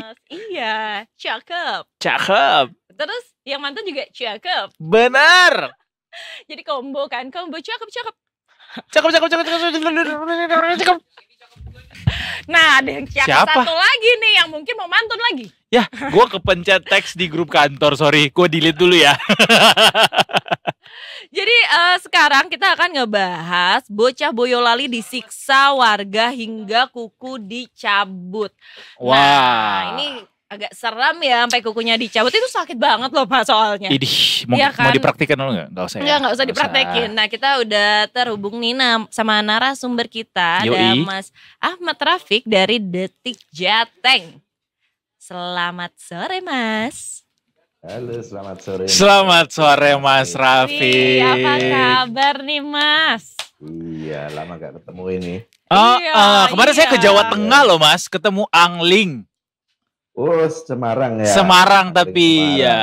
Oh, nggak mampir Solo deket 1 jam itu ke Solo. Iya, Harusnya mampir loh. harusnya mampir. Iya, Cuma harusnya Semarang, mampir. Semarang lagi enak-enaknya kemarin cuacanya Mas. Jadi susah kita buat ninggalin Semarang. Karena jarang. Solo hujan terus. Iya, Hujan terus, jarang kan iya, kalau iya. Semarang tuh dingin tuh jarang. Kita taunya Semarang itu Betul, adalah biasanya memanggang. Iya, betul benar-benar. kayak Jakarta atau Bekasi gitu ya. Benar. Iya, Terima kasih. Iya. Oke, jadi nih Mas, gimana nih ceritanya nih masalah anak ini awalnya sebenarnya? Iya, masa bisa sih Iya, sampai memang, di kukunya dicabut? ceritanya memang tragis, Iya. cukup tragis. Jadi ini anak ini kan dituduh mencuri oleh tetangga-tetangganya, mencuri celana dalam seperti Waduh. itu. Oke. Tapi ini memang masalah pencurian ini memang tidak jadi fokus ke penanganan ya. Iya. Mhm. Artinya warga akhirnya menelpon ayah dari anak ini. Mhm. Ayahnya kan merantau ke Jakarta begitu. Oke. Telepon disuruh pulang untuk ini anakmu nyuri bla bla bla bla gitu Iya. kan. Terus bapaknya pulang, ngajak anaknya ke rumah Pak RT. Akhirnya dari situ pindah ke rumah salah satu tokoh masyarakat di sekitar situ. Ternyata di situ udah banyak banget orang yang nunggu, udah belasan orang seperti itu. Nah, di situ karena didesak-desak, entah anak itu memang mencuri benar atau enggak, tapi akhirnya karena didesak oleh banyak orang ini, dia akhirnya ngaku. Setelah mengaku ini akhirnya terjadilah penganiayaan yang dilakukan bersama-sama. Bahkan yang mukul pertama justru Pak RT-nya. Karena celana dalam Bu RT juga ikut hilang gitu kan. Waduh. Nah, Bu RT-nya menjadi salah satu korban pencurian yang ya ini belum terbukti dilakukan oleh siapa. Yang jelas anak itu akhirnya dipukuli bersama-sama oleh belasan orang di depan bapaknya. Bapaknya itu sudah mencoba melindungi tapi akhirnya ditarik dan dipegangi oleh justru orang tuanya ditarik supaya bocah tersebut bisa dipukul sendiri. Ditarik biar ini enggak melindungi anaknya. Akhirnya dipukuli sampai kuku kakinya dicabut menggunakan tang gitu. Wah, kan. tapi itu peralatan tang. Kuku kaki. Ada berapa Kuku kaki, jari, Mas? Iya betul. Kita belum dapat informasi sedetail itu karena pihak keluarga juga masih belum mau banyak bicara sebenarnya, tapi sudah ada satu kerabat gitu, warga sekitar juga pada tutup mulut juga mengenai kasus ini karena mungkin akan banyak warga juga yang akan terlibat di kasus ini. Dan itu dampaknya anak itu akhirnya dibawa ke rumah sakit oleh bapaknya itu ya selain kaki yang cedera karena kuku dicabut itu tadi ada tulang hidung yang patah dan ada juga lebam-lebam serta pendarahan di kepala. Jadi pendarahan di umur berapa Mas ini bocahnya Mas? Bocah ini baru umur 12 tahun atau kelas 7 SMP ya. Baru kelas 7 ya. Jadi memang masih anak-anak banget gitu loh. Artinya pun kalau dia ternyata memang mencuri pun sebenarnya tidak layak untuk diperlakukan seperti itu gitu. Apalagi kalau ternyata dia nggak mencuri atau dia mengaku karena memang dipaksa mengaku kan seperti itu. Jadi sebenarnya belum ketahuan ini sebenarnya dia nih beneran mencuri atau orang lain yang mencuri atau alasan dia mencuri pun juga belum sempat ditanya. Iya, belum latar belakangnya sendiri kita belum bisa menggali lebih dalam karena warga di sekitar itu memang masih belum mau membuka diri dan keluarga pun saat ini bocah ini bersama bapaknya ngungsi sekarang. Ngungsi dari sejak kejadian pada 18 November sampai sekarang itu mereka masih mengungsi di rumah kerabatnya dan bahkan bocah ini karena ini kan waktunya ujian kan testing kan ini kan. Iya lagi ujian tengah semester. Iya. Anak ini mengerjakannya terpaksa di rumah. Karena dia sampai hari ini belum berani untuk keluar rumah untuk ke sekolah belum berani kecuali ke kantor polisi untuk menjalani pemeriksaan. Oke, jadi sekarang udah ada proses hukumnya ya untuk kasus ini ya Mas ya? Betul, Polres Boyolali sudah menangani dan memang kasusnya sendiri terjadinya sudah sekitar hampir 3 pekan ya. Cuman memang pemeriksaan baru bisa berjalan karena si bocah ini juga baru sembuh dari luka-luka yang dialami sehingga baru bisa diperiksa 1-2 hari belakangan ini. Oke, tapi berarti fokusnya ini ke penganiayaannya kan, bukan di pencuriannya kan Mas? Iya betul, kasusnya ini adalah kasus penganiayaannya karena pencuriannya sendiri kan juga warga juga nggak ngelapor polisi, artinya mereka memang terjadi main hakim sendiri yang ya belum jelas juga ini pelakunya memang si bocah ini atau enggak. Yang jelas mereka main hakim sendiri dan ya keterlaluan sih kalau menurut saya pribadi kalau apa yang dilakukan terhadap bocah ini meskipun seumpama dia memang melakukan pencurian karena ya celana dalam sih ya mungkin kalau dari segi harga juga nggak seberapa cuman bagi seseorang mungkin itu dianggap harga diri kali ya. Mungkin. Lagi pula yang juga yang mencuri adalah anak-anak di bawah umur. Iya, betul. Bisa jadi mungkin ada penyimpangan sosiologis begitu ya, tapi ya tidak semestinya dilakukan penghakiman sendiri seperti itu lagi caranya. Iya betul. Kalau masih anak-anak kan barangkali ya memang perlu dididik barangkali. Benar. Pendidikannya nggak kayak gitu. Benar. Iya, tapi bisa aja dia juga main sama teman-temannya.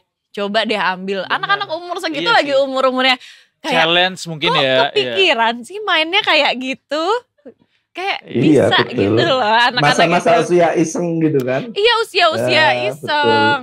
Gitu. Tapi Masih- laporannya memang cuma karena pencurian celana dalam ya Mas ya? Bukan adakah yang lain-lain juga? Yang hilang Sehingga gitu. membuat Belum. warga Tujuannya begitu memang, gemasnya. Tujuannya memang tujuan pencurian apa Celana namanya dalam. celana dalam, dan memang ada beberapa warga yang di situ mengaku hilang celana dalamnya gitu. Oke. Cuman memang latar belakang yang apa sih yang membuat anak ini kok menjadi dicurigai oleh warga itu kita masih terus menggali ceritanya. Oke. Nggak dibikin, nggak ini sih ya, apa namanya, sudut pandang yang digunakan oleh warga tuh nggak asas praduga tak bersalah gitu. Harus dihakimi dulu. Betul. Miris-miris Kasian sekali. banget itu. Sangat Itu Iya. berarti Iya. dari warga-warga setempat belum ada yang mau ngasih keterangan? Ya belum, cuman dari kepala desa, dan itu pun cuman ya normatif lah. Termasuk Pak RT juga tidak kasih keterangan? Dan istrinya? Belum mereka. Tapi polisi juga mau. belum menetapkan tersangka satupun, Mas? Belum saat ini, karena yang diperiksa baru dari korban dan keluarganya. Jadi selanjutnya mereka akan memanggil dari orang-orang yang diduga terlibat dalam penganiayaan bocah ini. Oh, wow. Mengingat ini adalah kasus penganiayaan ya, dan sangat kita sesalkan, dan kita nggak pengen ini terjadi lagi. Kita sangat berharap polisi mengusut tuntas ya kasus ini ya. Betul. Siapa saja yang bertanggung jawab, siapa saja yang melakukan penganiayaan tersebut untuk bisa diadili biar memberikan efek jera. Iya, setuju. Karena nggak bisa ya main hakim sendiri sama anak umur 12 tahun. Exactly. Yang 12 kebetulan tahun itu kan ya. Mana di depan bapaknya Kasihan lagi. banget. masalahnya di depan Iya, bapaknya. makanya Masalahnya dua nih yang trauma, bapaknya Itu sedih ngelihatnya sih. nggak kebayang sih kayak gimana. Kayak gimana ya gitu di depan bapaknya. Gimana ya kita Lihat orang lain disiksa aja nggak kuat, apalagi anak sendiri Iya, yang masalahnya iya. Makanya. Statement polisi sejauh ini apa, Mas? Statement polisi sampai saat ini dari Humas Polres Boyolali berjanji akan sangat serius dan mengusut tuntas untuk kasus penyiksaan bocah ini. Dan ya ini sudah apa namanya kita pantau. Tadi memang hari ini juga berjalan, ada pemeriksaan dari keluarga untuk melengkapi laporan yang sudah dibuat oleh ayahnya. Mas, tapi mengingat ini kejadiannya ternyata sudah dari tanggal 18 November. Ya, sudah cukup lama. Iya, harusnya sudah ada Betul. tersangka yang diamankan ya, Mas ya?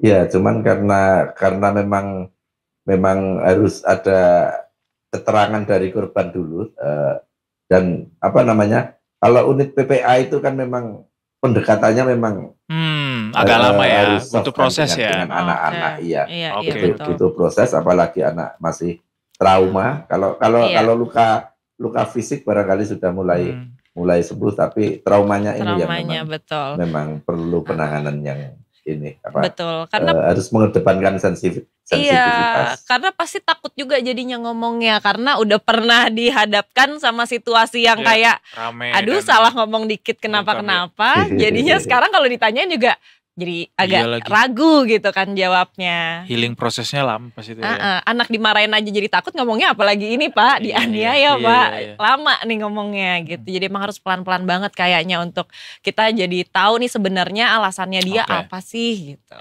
Alright. Jadi korban sampai saat ini belum mau keluar rumah, Mas? Belum mau keluar rumah, dan ya sampai ujian dia mengerjakannya di rumah. Untung dari pihak sekolah juga cukup pengertian juga, dia diperkenankan untuk ikut ujian hari ini di rumah. Oke. Boleh tahu nggak, Mas, atau udah Mas Rofik ada datanya, dapat infonya orang tua korban berprofesi atau bekerja sebagai apa sehari-hari? Kalau untuk pekerjaan memang belum ada informasi, tapi yang jelas orang tua korban ini memang merantau di Jakarta. Merantau ya? Ayahnya, jadi selama ini si anak ini tinggal bersama, jarang bertemu dengan ayahnya, hanya dengan ibunya. Oh, dengan ibunya. Dan dia juga ada kakeknya yang satu dusun tapi beda RT. Oh gitu. Dia anak satu-satunya atau ada saudaranya? Mas? Belum ada informasi, kita Oke. belum ada informasi ke situ. Baik, ini juga pesan juga ya buat seluruh masyarakat Indonesia juga tentunya kalau misalnya ada kejadian seperti ini diselesaikan dulu dengan pendekatan kekeluargaan karena memang juga kasusnya ini kan kasus yang harusnya bisa diselesaikan dengan cara kekeluargaan dulu ya, musyawarah dulu ya, ditanya dulu bagaimana, jadi jangan sampai main hakim sendiri apalagi sampai melakukan perbuatan keji mencabut kuku itu kayak itu dengarnya aja ngilu apalagi kita hidup di 2024 nih, sinyalnya udah 5G, kenapa harus cabut kuku sih gitu. Betul juga ya. Dan itu terjadi di ya Boyolali kan udah cukup masih juga. Gitu. Benar. Sayang sekali ini bisa kejadian yang mudah-mudahan tidak terjadi lagi di kemudian hari. Anyway, terima kasih banyak Mas Rofik atas informasinya. Mas, boleh nggak untuk yang selanjutnya kita terima informasi yang menyenangkan dari Jawa Tengah yang nggak serem-serem kayak gini lagi. Hopefully ya Mas ya. Nanti tak usulin ke Mas Fajar kalau ada yang. Oh iya. Berita bahagia. Yang kita dengarnya tuh kita senang gitu. Gemes gitu ya kan. Sip Mas Rofik, terima kasih banyak. Salam sama teman-teman lainnya di Detik Jateng. Selamat sore Mas. Terima kasih, salam sehat. Sehat selalu benar. Itu pasti tuh ada anak-anak muda tuh yang diantara yang pada ngeaniaya. Pengen gue jewer deh sekarang. Enggak, tapi yakin iya. Kan? Iya lagi agak emosi sekalian deh ikutan. Kan anak-anak biasanya suka kayak gitu belasan kan. Lagi dibilang. Pengen kayak, Ini ingat ya, Kecamatan Wonosegoro, Boyolali. Boyolali itu apa ya wisatanya ya? Coba ya. Lah, kenapa jadi medok aku? Wisata Boyolali. Cimori. Kenapa Cimori? Emang ada Cimori? Bentar. Ada yang orang Boyolali di sini? Nggak ada ya? Adakah? Nggak ada. Ila, mana sih? Ila, sini dong, La. Sini La, Ila, sini La. Sini dong, cerita-cerita Boyolali dong. Mana La, sini? sini La. Cerita Kita dikit panggil. Boyolali nih, kita ada waktu berapa menit nih, masih banyak. Ayo, sini. Kita juga daripada ceritanya kayak gitu terus. Ngalor kita ngidul juga. Sekarang coba Boyolali. Iya. Kamu dari mana? Kamu dari mana? Lumajang ke Boyolali jauh ya? Iya. Berapa Terus kenapa nama lo yang disebut? Tapi lo pernah ke Boyolali nggak? Gak pernah dong. Oh, ya santai dong. Kenapa bilangnya kayak gitu? Kenapa pakai urat? Gak pernah dong. Ih, remaja nih suka gitu deh. Iya. Padahal gue juga suka kayak gitu. Ngurat gitu. Tapi lo pernah ke Boyolali nggak? Belum pernah. Belum Tapi ini pernah. Boyolali ini wisatanya Gunung Merbabu. Gue belum pernah ke Merbabu. Sama apa lagi coba? Ada Waduk Cengklik, ada Taman Air Tatlar, Omah Bambu Merapi. Dia dekat sama Jogja sih. Oke.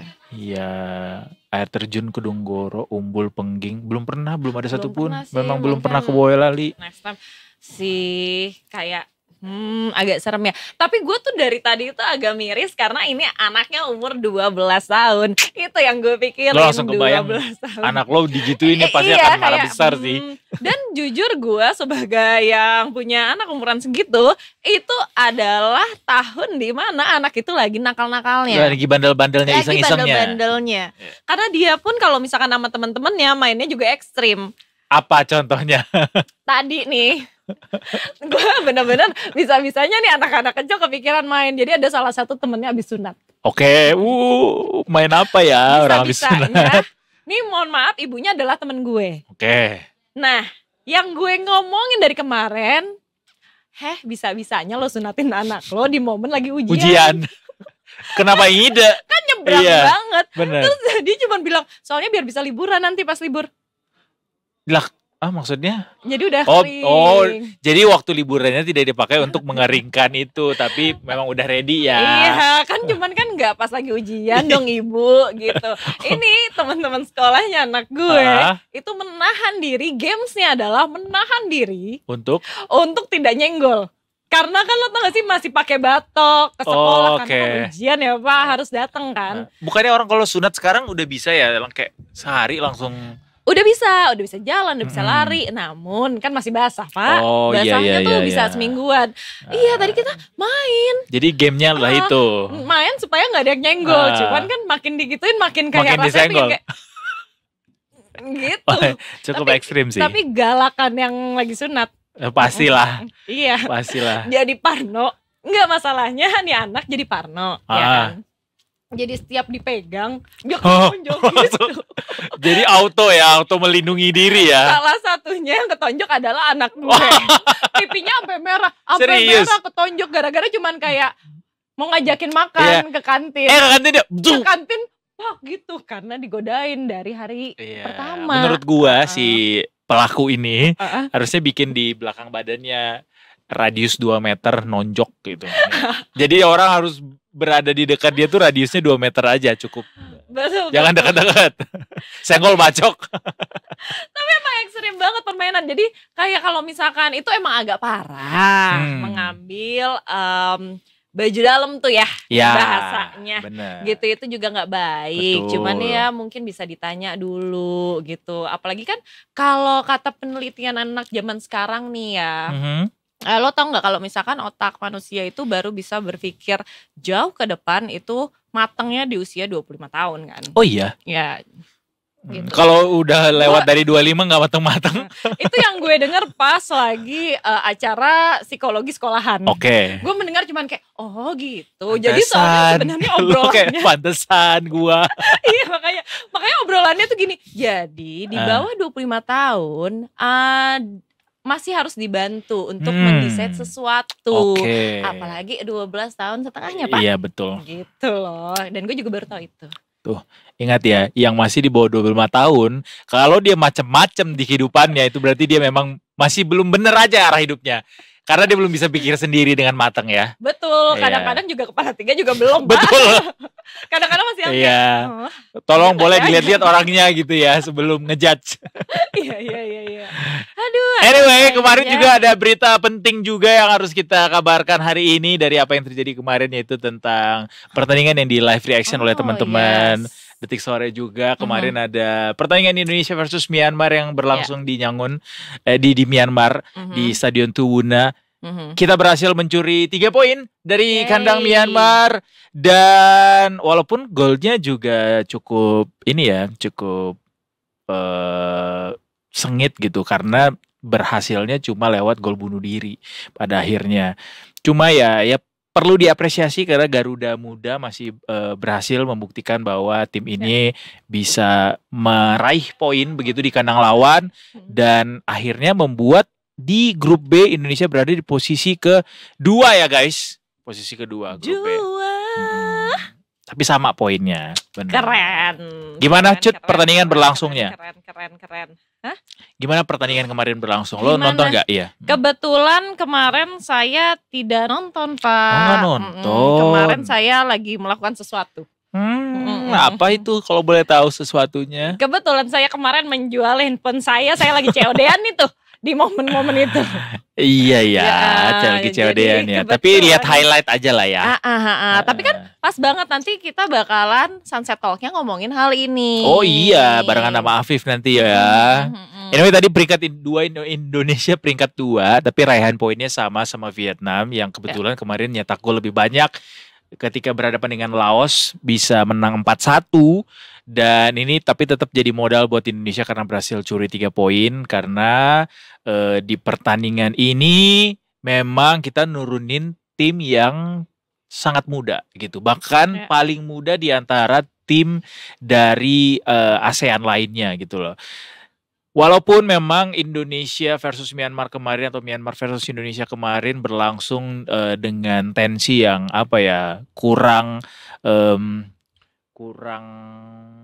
menggebu, kurang dar-der-dor, kurang entertaining daripada dibandingkan sama pemain timnas senior yang selama ini kita tonton di kualifikasi Piala Dunia zona Asia gitu. But anyway, selamat sekali lagi buat Garuda Muda karena berhasil mencuri poin di dalam pertandingan yang cukup sulit kemarin.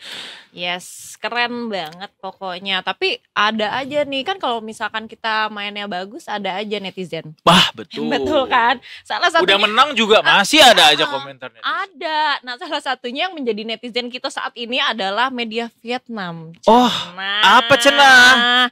Katanya dia remehkan, ya kan? Kemenangan Indonesia atas Myanmar gitu. Kalau katanya kemenangan itu rupanya tuh disorot sama media Vietnam. Thanh Nien, surat kabar Vietnam menyebut tim Garuda tak terlalu kuat dan bakal kesulitan di Piala AFF 2024. Wah, siapa nih wartawan yang nulis? Kita buktiin. Tapi itu adalah sebuah motivasi buat kita supaya Bener kita sih. ngasih tahu enggak kayak gitu. Bisa kita giniin.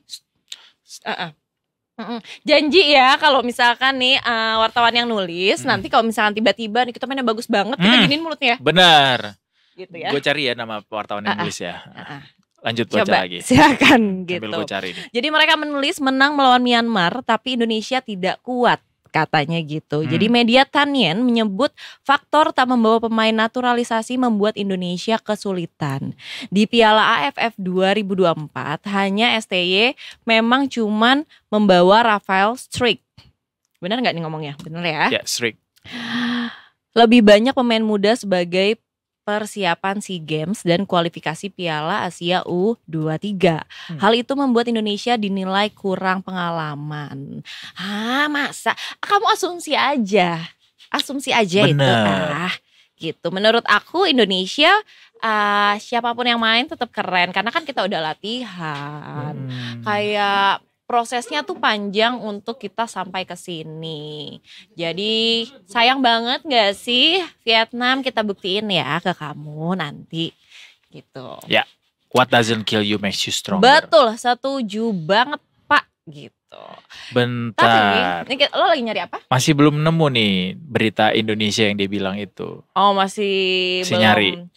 Ya udah, nih ada satu berita yang pengen banget gue Apa-apa? katakan adalah jelang Nataru, Bandung siapkan skenario antisipasi macet. Karena kan Bandung tuh emang bener-bener ya.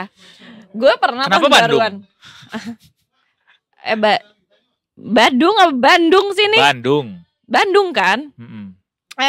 Itu tuh emang macet banget. Tapi jujur ya, gue lebih ke di semuanya juga macet gitu.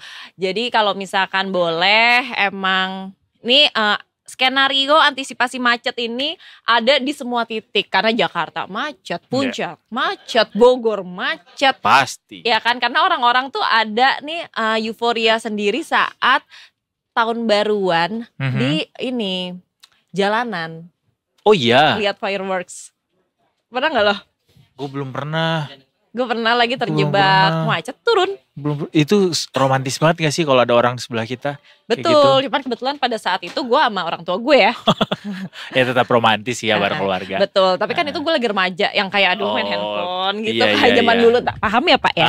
Iya, oke. Gitu. Nah. Tapi seru tahu itu ngeliatnya lagi di macet-macetan ternyata ada pesta kembang api gitu kan. Iya, tapi seru banget, emang seru banget. Mungkin tahun ini mau coba? Enggak pingin kan? Enggak deh, enggak. Enggak Enak tau terjebak di kemacetan. Gue pernah terjebak di kemacetan waktu pulang kampung. Perjalanan dari Sumatera Utara menuju ke Provinsi Riau, balik ke rumah gue. Dan di tengah perjalanan itu ada kemacetan yang terjadi karena ada banjir. Jadi kita stuck di tengah kemacetan yang kondisi itu lagi banjir. Jadi ada banget tuh di jalan, di tengah jalan ada orang yang curi-curi kesempatan buat buang air kecil di tengah jalan. Kayak gitu-gitu, sedarurat itu Bu. Sedarurat itu. Karena kiri kanan kita tuh beneran banjir. Tapi kan bisa di dalam mobil gak sih?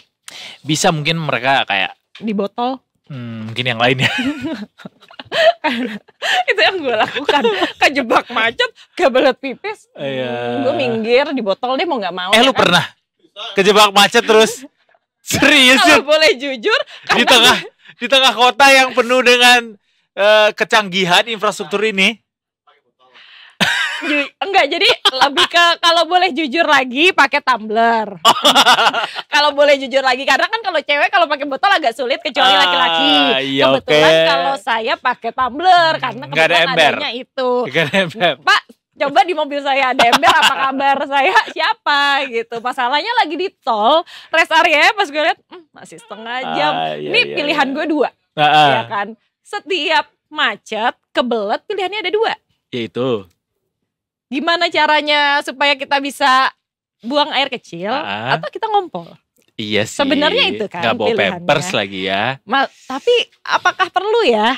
Mungkin lain kali akan gue pikirkan untuk sedia Pampers di mobil. Bisa. Perlu Iya kan? Iya kan?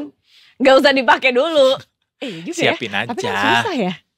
Ya kan bisa make di mobil. Jangan ngintip ya gitu. Enggak, sebentar. Kenapa sih harus direka adegan? Enggak, kebetulan saya kan kalau misalkan kebelet pipis pasti sendiri. Oh iya benar. Kalau misalkan ada temennya kayak boleh gantian. Ya udah, berarti gitu kalau kan. lo memang kan sekarang udah bisa tuh melihat memproyeksikan macet nggak ya di sebelah sini, macet nggak ya.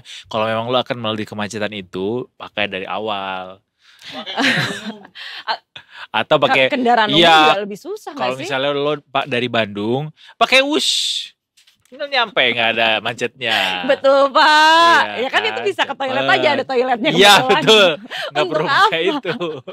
Untuk apa gitu, aduh. Tapi libur Nataru tahun ini KAI itu nambah 56 kereta untuk 200.000 penumpang setiap hari loh. Bagus. Jadi nggak ada buat orang yang kehabisan tiket ya. Jadi kalau misalkan mau pulang kampung atau liburan, nih udah disediakan cus langsung. Apalagi kan tiket pesawat turun 10% ya kan Iya, harganya. dapet diskon katanya. Gitu. Cena. Walaupun saya kemarin ngecek kan mahal-mahal juga ya Pak. Benar, saya juga tetap dapatnya yang mahal kok. Gitu. Bawa tahun baruan kemana? Ke Pekanbaru saya. Pekanbaru. Keluarga. Berarti mulai dari Natalan. Malam Natal saya udah di Pekanbaru, tanggal 24. Sana kalau wisata di mana sih Kak Edo? Nggak ada. Masa Pekanbaru sih? nggak ada. Pekanbaru isinya cuma atasnya minyak, bawahnya minyak. Jadi dia panas. Tapi makanan Pekanbaru apa? Oh, kalau makanan nggak usah ditanya. Nggak ada makanan di Jakarta yang menandingi makanan di Pekanbaru. Jadi lo kalau mau wisata kuliner, makanan yang sedap-sedap, yang pedas-pedas, Pekanbaru. Mie. Nasi Padang terenak bukan ada di Padang, bukan ada di Sumatera Barat, di Pekanbaru. Karena lo orang Pekanbaru kali. Enggak, gue juga orang Pekanbaru, tapi Aden juga bisa bahasa Minang kok. Jadi gue juga sering ke Sumatera Barat. Artinya orang Pekanbaru tuh dia hafal tuh either Sumatera Barat atau Sumatera Utara karena kan dekat tuh berdampingan tetanggaan. Jadi mereka kalau liburannya either ke Sumatera Utara atau Barat. Nah kita otomatis sudah nyobain dong kulinernya di dua tempat ini juga. Dan bicara soal masakan Padang, gue bisa confirm masakan Padang terenak itu ada di Pekanbaru. Oke boleh, jadi nanti kapan-kapan kalau kita nih detikers ya liburan ke Pekanbaru, kita coba lihat apakah mulutnya Edo bener. Miradar. Hah? Mie apa? Mie radar? Mie rudal? Bukan. Mie. Ini apa sih? Nasi nasi. Dia ngomongnya mie loh. Bukan. Nasi apa? Telur dadar. Kandar. Barendo. Nasi kandar. Nasi kandar mah di Malaysia. Penang dong. Iya. Itu enak banget sih nasi kandar. Ngeliat porsinya lapar mata banget ya. Jujur tapi abis lagi Tumpahan Pak. kuah karinya itu. Oh lu udah nyobain langsung. Gue udah nyobain langsung di Penang ngantri 2 jam. Cuman perkara makan gituan. Menurut gue sih. Berdiri lagi. Udah nungguin 2 jam berdiri. Jadi lapar jadi enak pas dapet. Maksudnya berdiri. Tapi gue nanti kasih rekomendasi. Kalau misalkan kalian ke Penang harus cobain ini. Nih, oh iya. Oke. Terbaik. Yes. Penang juga menarik sih buat wisata kuliner. Iya. Lo nyobain durian enak gak? Banget. Kebetulan kan saya gak makan durian ya. Oh gak makan durian? Apa istilahnya? Sensitif atau alergi atau emang gak suka aja? Enggak, jadi gue berawal dari suka banget. Sampai gue tuh kalau misalkan suka berlebihan. Ada satu momen gue keracunan durian. Hah? How come? Entah, pokoknya gue makan banyak banget sampai itu gue sakit 3 hari. Nah terus kita bener-bener disuruh break loh. Gak mau, orang lagi asik ngobrolnya. Anyway, pokoknya sesuatu yang berlebihan itu gak baik. Makanya kita kalau misalkan ngobrol berlebihan juga gak baik. Mendingan kita break. Jangan kemana-mana, tetap di Detik Sore. Gak cuma hore-hore. Thank you.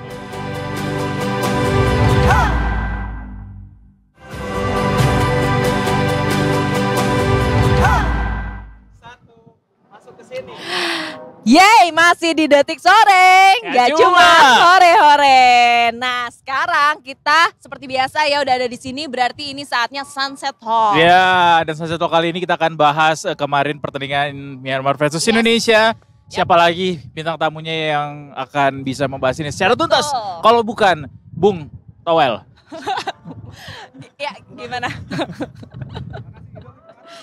Nyala dong. Halo Edo, halo Pocus, senang sekali. Thanks for having me. Gimana Bung Afif? Apa nih? Kemarin Anda nonton dong tentunya. Langsung saya nonton langsung. di rumah. Frankly Oke, baik. speaking, ketika melihat pertandingan berjalan, kick off, kemudian 45 menit pertama selesai, apa yang ingin Anda sampaikan? Frankly speaking. Aduh, mainnya begitu banget ya Pak ya. Mainnya ya jujur ya kalau misalnya sebagai fans gue lihat mainnya jelek banget sih. Maksudnya kalau ditarik benang merah ini Sintayong pernah ngomong jangan berekspektasi tinggi. Karena kan ini pemainnya U22 semua kan. Yang mana mereka itu memang baru kumpul sebulan sebelum Piala AFF. Dan mereka juga sekali doang tanding uji coba lawan Bali United gitu. Jadi memang ya strateginya belum berjalan dengan lancar lah. Jadi gregetan lah jadinya. Tapi lo juga gak expect lo akan segreget itu ya. Iya, gue sampai ngomong ini strainya udah bagus kok. Gue sampai mikir lah strainya bagus lah karena Myanmar. Karena Myanmar tuh sebenarnya punya beberapa peluang bagus, tapi depannya kacrut sih. Untungnya itu. Untungnya Myanmar nggak bikin gol gitu, Pak. Lumayan sih greget, bukan lumayan. Lu juga sama kan gregetan iya, kan? Gregetan banget ketika 45 menit pertama. Agak naik lagi adrenalinnya ketika akhirnya berhasil gol bunuh diri itu yang tadinya sebelumnya kita nyangka Asnawi. Dari lemparan Arhan ya. Iya, itu dia. Dan golnya tuh terlalu klasik gitu untuk Indonesia. Gue kayak berasa kayak Indonesia sebelum zaman STY. Ngelihatnya bisa jadi karena apa memang kita terlalu dibuai sama taktik dan juga komposisi pemain STI selama ini. Iya karena kan memang ya netizen juga bilang kok nih kita biasa nonton kualifikasi Piala Dunia sekarang AFF jadi gimana gitu kayak nonton Tarkam gitu kan sombong banget astagfirullah. Tarkam loh dia bilangnya Pak. Enggak jadi memang ya itu tadi gue bilang mereka masih muda, mereka baru ngumpul 8 pemain bahkan baru debut termasuk man of the match Doni Tri Pamungkas. Jadi ya sebenarnya maklumi sih. Pada akhirnya ya gue maklumi lah. Dan untung menang gitu. Itu faktor mental mereka mainnya kayak gitu menurut lo? Pasti sih, pasti ada pressure berat sih pasti karena memang yang timnas seniornya kan lagi bagus banget kan memang. Kita terakhir ngalahin Arab Saudi, kita punya kans di ronde ketiga kualifikasi Piala Dunia tapi ya balik lagi mereka masih muda gitu dan memang PSSI targetnya setinggi-tingginya gitu tapi kan nggak harus juara. Ini kan AFF ini untuk regenerasi aja gitu loh. Yang muda-muda, ya nggak Cut? Betul, setuju banget Pak.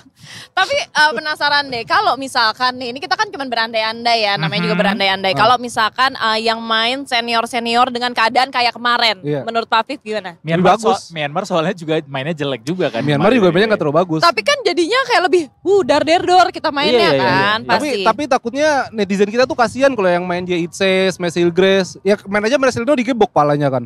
Pas lagi jatuh ditendang kan boleh karena dia kan. Takutnya malah pemain-pemain ini trauma ya. Trauma, aset bangsa loh mereka itu. Harapan bangsa loh gitu. Iya AFF. Iya AFF. Tapi walaupun emang ya kemarin, ya makanya kita bisa lihat ya jujur-jujuran aja gitu. Pemain keturunan ya mereka memang ya mereka punya kualitas begitu kan. Dan mereka paham banget Sintayong maunya apa gitu. Ya memang jam terbang juga membuktikan sih. Struik kan akhirnya sempat masuk tuh akhirnya. Dan lumayan lah memberikan daya gedor gitu. Dia sendiri ada komentar gak sih setelah bertanding pertama kalinya di AFF? Gak ada sih, belum ada komentar. Ya? Tapi memang dengan masuknya Struik itu kelihatan banget lebih cair kan mainnya kan. Iya. Babak kedua kan lebih cair dan itu ada 3 pergantian yang diganti. Ya satunya Asnawi, Struik masuk juga kelihatan lebih. Karena Sintayong memang maunya ada depan tuh yang bisa ngebuka celah gitu. Biar dari kayak Marcelino, kayak Arkan Fikri bisa masuk untuk bikin peluang. I see. Strateginya berarti untuk yang kemarin kayak gimana Pak? Hampir sama sih Sintayong pakemnya 3-4-3. Sebenarnya mainnya tuh kelihatan ngomongnya nggak banyak eksperimen ya. Nggak banyak eksperimen. Mainnya tuh kelihatan tapi ya akhirnya salah oper, akhirnya direbut gitu. Dan Myanmar juga mainnya ya keras juga kan begitu. Karena memang di AFF ini untuk diketahui kita nih paling muda timnya, 20-an tahun usianya. Anak sekecil itu berkelahi dengan Myanmar kan. Nah, eta. Kalau kata netizen juga banyak bilang kita berasa ngeliat timnas waktu zamannya Boas gitu-gitu. Iya. Zamannya Ponario gitu-gitu. Alias yang mainnya masih takut-takut. Iya, masih takut-takut. Ya kan gak banyak nggak banyak Masih ada eksplorasi. keraguan ya. Iya, kreatifnya masih kurang gitu-gitu. Gitu, chemistry-nya belum ada emang. Oke. Belum dapat. Dengan gaya bermain seperti kemarin, cara bermain seperti kemarin dan juga mentalitas yang kemarin sudah didapatkan hasil pertandingan pertama itu, menurut lo kira-kira di pertandingan selanjutnya, which is berapa hari lagi nih ya? Iya, yang di Solo ya? Lusa iya kalau nggak salah. Lawan siapa kita? Buka jadwal nih, takut salah. Kita Rabu, itu Laos kalau nggak salah, Laos ya? Iya, lawan Laos Kamis. Lawan 12 Laos Desember di Solo, Manahan, benar. Kira-kira akan seperti apa? Ini kan Laos juga tim juru kunci nih sekarang, dibantai juga sama Vietnam kemarin. Harusnya menang sih. Kita harusnya di atas kertas kita lebih bagus, apalagi di kandang. Menang dengan mudah. Sulit sombong nih Pak. Kalau sulit di- untuk Prediksi di deh, situ ya. prediksi angka deh. Siapa tahu kan ada, udah Iya. kepikiran. Boleh Ini kan? udah mau selesai nih, udah prediksi aja. Iya udah jam 6, jam 6 benar. Ya prediksi 3-0 lah. Gue berharap 3-0. 3-0 bisa ya. Berharap menang. Since di Oke kandang lah. juga ya. Iya, Tapi di emang kandang ngaruh juga. banget di Pak kandang. kalau di kandang sama bukan di kandang. Ngaruh dong Cut, kan ada pemain ke-12, ada supporter yang, apalagi lu main di kandang sendiri kan, di rumah sendiri gitu. Soalnya Laos nggak kita sediain makanan khas Laos pas di mereka tanding. Jadi mereka bisa semuanya. Titik lemahnya Enggak, soalnya Pak. titik lemah di kelihatan diri sih Pak, di lini kedua sama striker gitu, lini tengah sama lini depan. Kemarin tuh bagus tuh lini belakang justru, Doni Tripamungkas bagus, masih 19 tahun, Kadek Ariel juga bagus, Ferrari juga bagus. Jadi ya kemarin ya Iya, sebenarnya pemain-pemain yang juga sempat berlaga sama tim senior. sama tim senior ya Ferrari sih, Pada Ferrari sempat akhirnya. main sama senior, tapi memang kemarin tuh belakangnya rapi banget. Pemain-pemain baru tersebut nggak ada yang ngasih kayak, wah ini nih rising star nih keren nih. Nggak ada Iya. kan kemarin. Belum Coba sih, correct me if I'm wrong. belum kelihatan sih. Belum kelihatan. Belum kelihatan. Arkan Fikri lumayan sih kemarin. Di tengah dia dapet tapi ya itulah masih suka salah passing, it's okay lah. Maksudnya kita jangan menghujat lah begitu. Kan netizen kadang dihina tidak terbang, dipuji tidak terbang, dihina tiap hari bang gitu kan. Benar. Bisa gitu. Iya maksudnya jangan, Gak mantun Pak dia. netizen jangan itu, balik lagi tadi, Sintayong tuh bilang jangan berekspektasi lah. Jangan berekspektasi. Berekspektasi oke. tinggi, karena ini mereka masih muda, biarin aja biar mereka belajar gitu kan. Oke, tapi kalau sejauh pertandingan kemarin top 3 yang kelihatan siapa? Doni Tripamungkas. Define Ada U-nya ya. Iya tapi dia langsung paham loh, dia langsung sebutin loh. Yang itu Doni Tripamungkas, Kadek Arel, sama Pratama Arhan bagus sih kemarin. Alasannya apa Pak? Ya mereka semua lini bertahan dan mereka semua nggak panik sih. Kelihatan nggak panik. oke. Walaupun ya itu tadi lini tengah, lini striker tuh kelihatan panik gitu loh. Mereka ya berapa kali kan Marcelino mau cut in tapi belum dioper. Atau dia mau dioper tapi dia belum lari gitu. Tapi memang lini belakangnya solid sih. Solid gitu.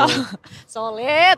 Keren. Tapi bisa terlihat ya bahwa timnas pemain-pemain kayak Arhan, Marcelino, Asnawi gitu yang udah merumput bareng sama pemain-pemain naturalisasi di timnas senior sebelumnya, kerasa bahwa mental mereka tuh nular gitu. Cara bermain mereka pun akhirnya nular. Cara mereka baca bola.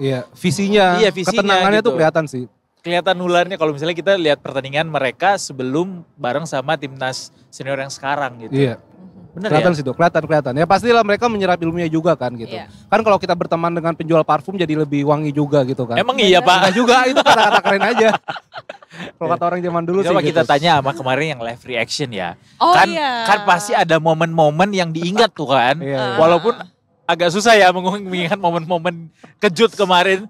Coba Mas Yansa. Mas Yansa. Sini dong. Kita panggilkan, mari. Kemarin atau jawab deh. Iya, Kemarin jawab. kan pas live reaction banyak tuh yang nonton.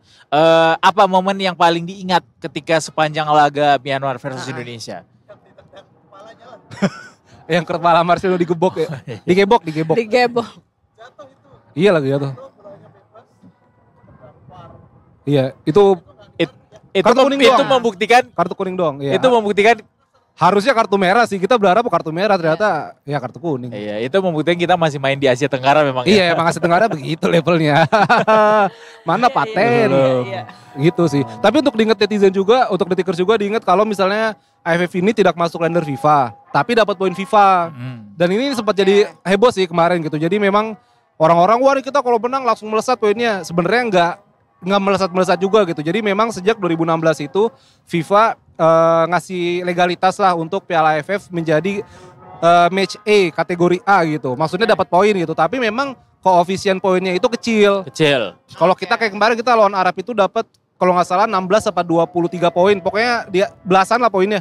Nah kalau Kemarin ini kita dapat 1 doang poinnya. Oh iya, Emang wah jauh kecil. banget, Emang kecil banget Pak, 16. emang kecil. Iya. Karena memang ini kan kenapa FIFA juga nggak masukin AFF sebagai kalender FIFA, ini kan cuma regional doang, Asia Kayaknya Tenggara doang. mau Indonesia juara juga dan menang terus juga naiknya dikit banget ya. Iya, dikit-dikit banget. Tapi kan tetap ngaruh. Ngaruh Ya sih. kan? Iya, berubah. ngaruh sih dapat Sedikit. poin. Berubah Banyaknya tapi dikit. ngaruh kan Iya. dapat poin.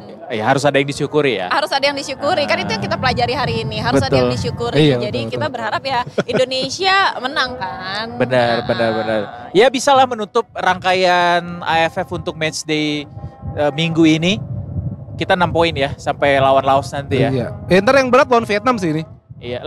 Laga perdana lawan Vietnam di kandang apa tandang? Enggak kan kita round robin, Pak. Jadi emang kalau round robin tuh kalau round di robin. grup itu ya kandang-tandang mainnya. Iya. Maksudnya kita kandang lawan ini tapi kita nggak dapat tandang. Iya. Vietnam tuh hari Minggu kalau nggak salah. Itu Total yang itu berarti lawan cuma berat 5 sih. pertandingan ya? Iya. 4 dong, kan 10-10 ya. Bukannya 6 ya? Satu tim. Satu grup. Satu grup, sorry. Satu grup itu Oh salah 6 deh. anginnya kencang sekali ya. Wah mulai kencang. Anginnya kencang sih.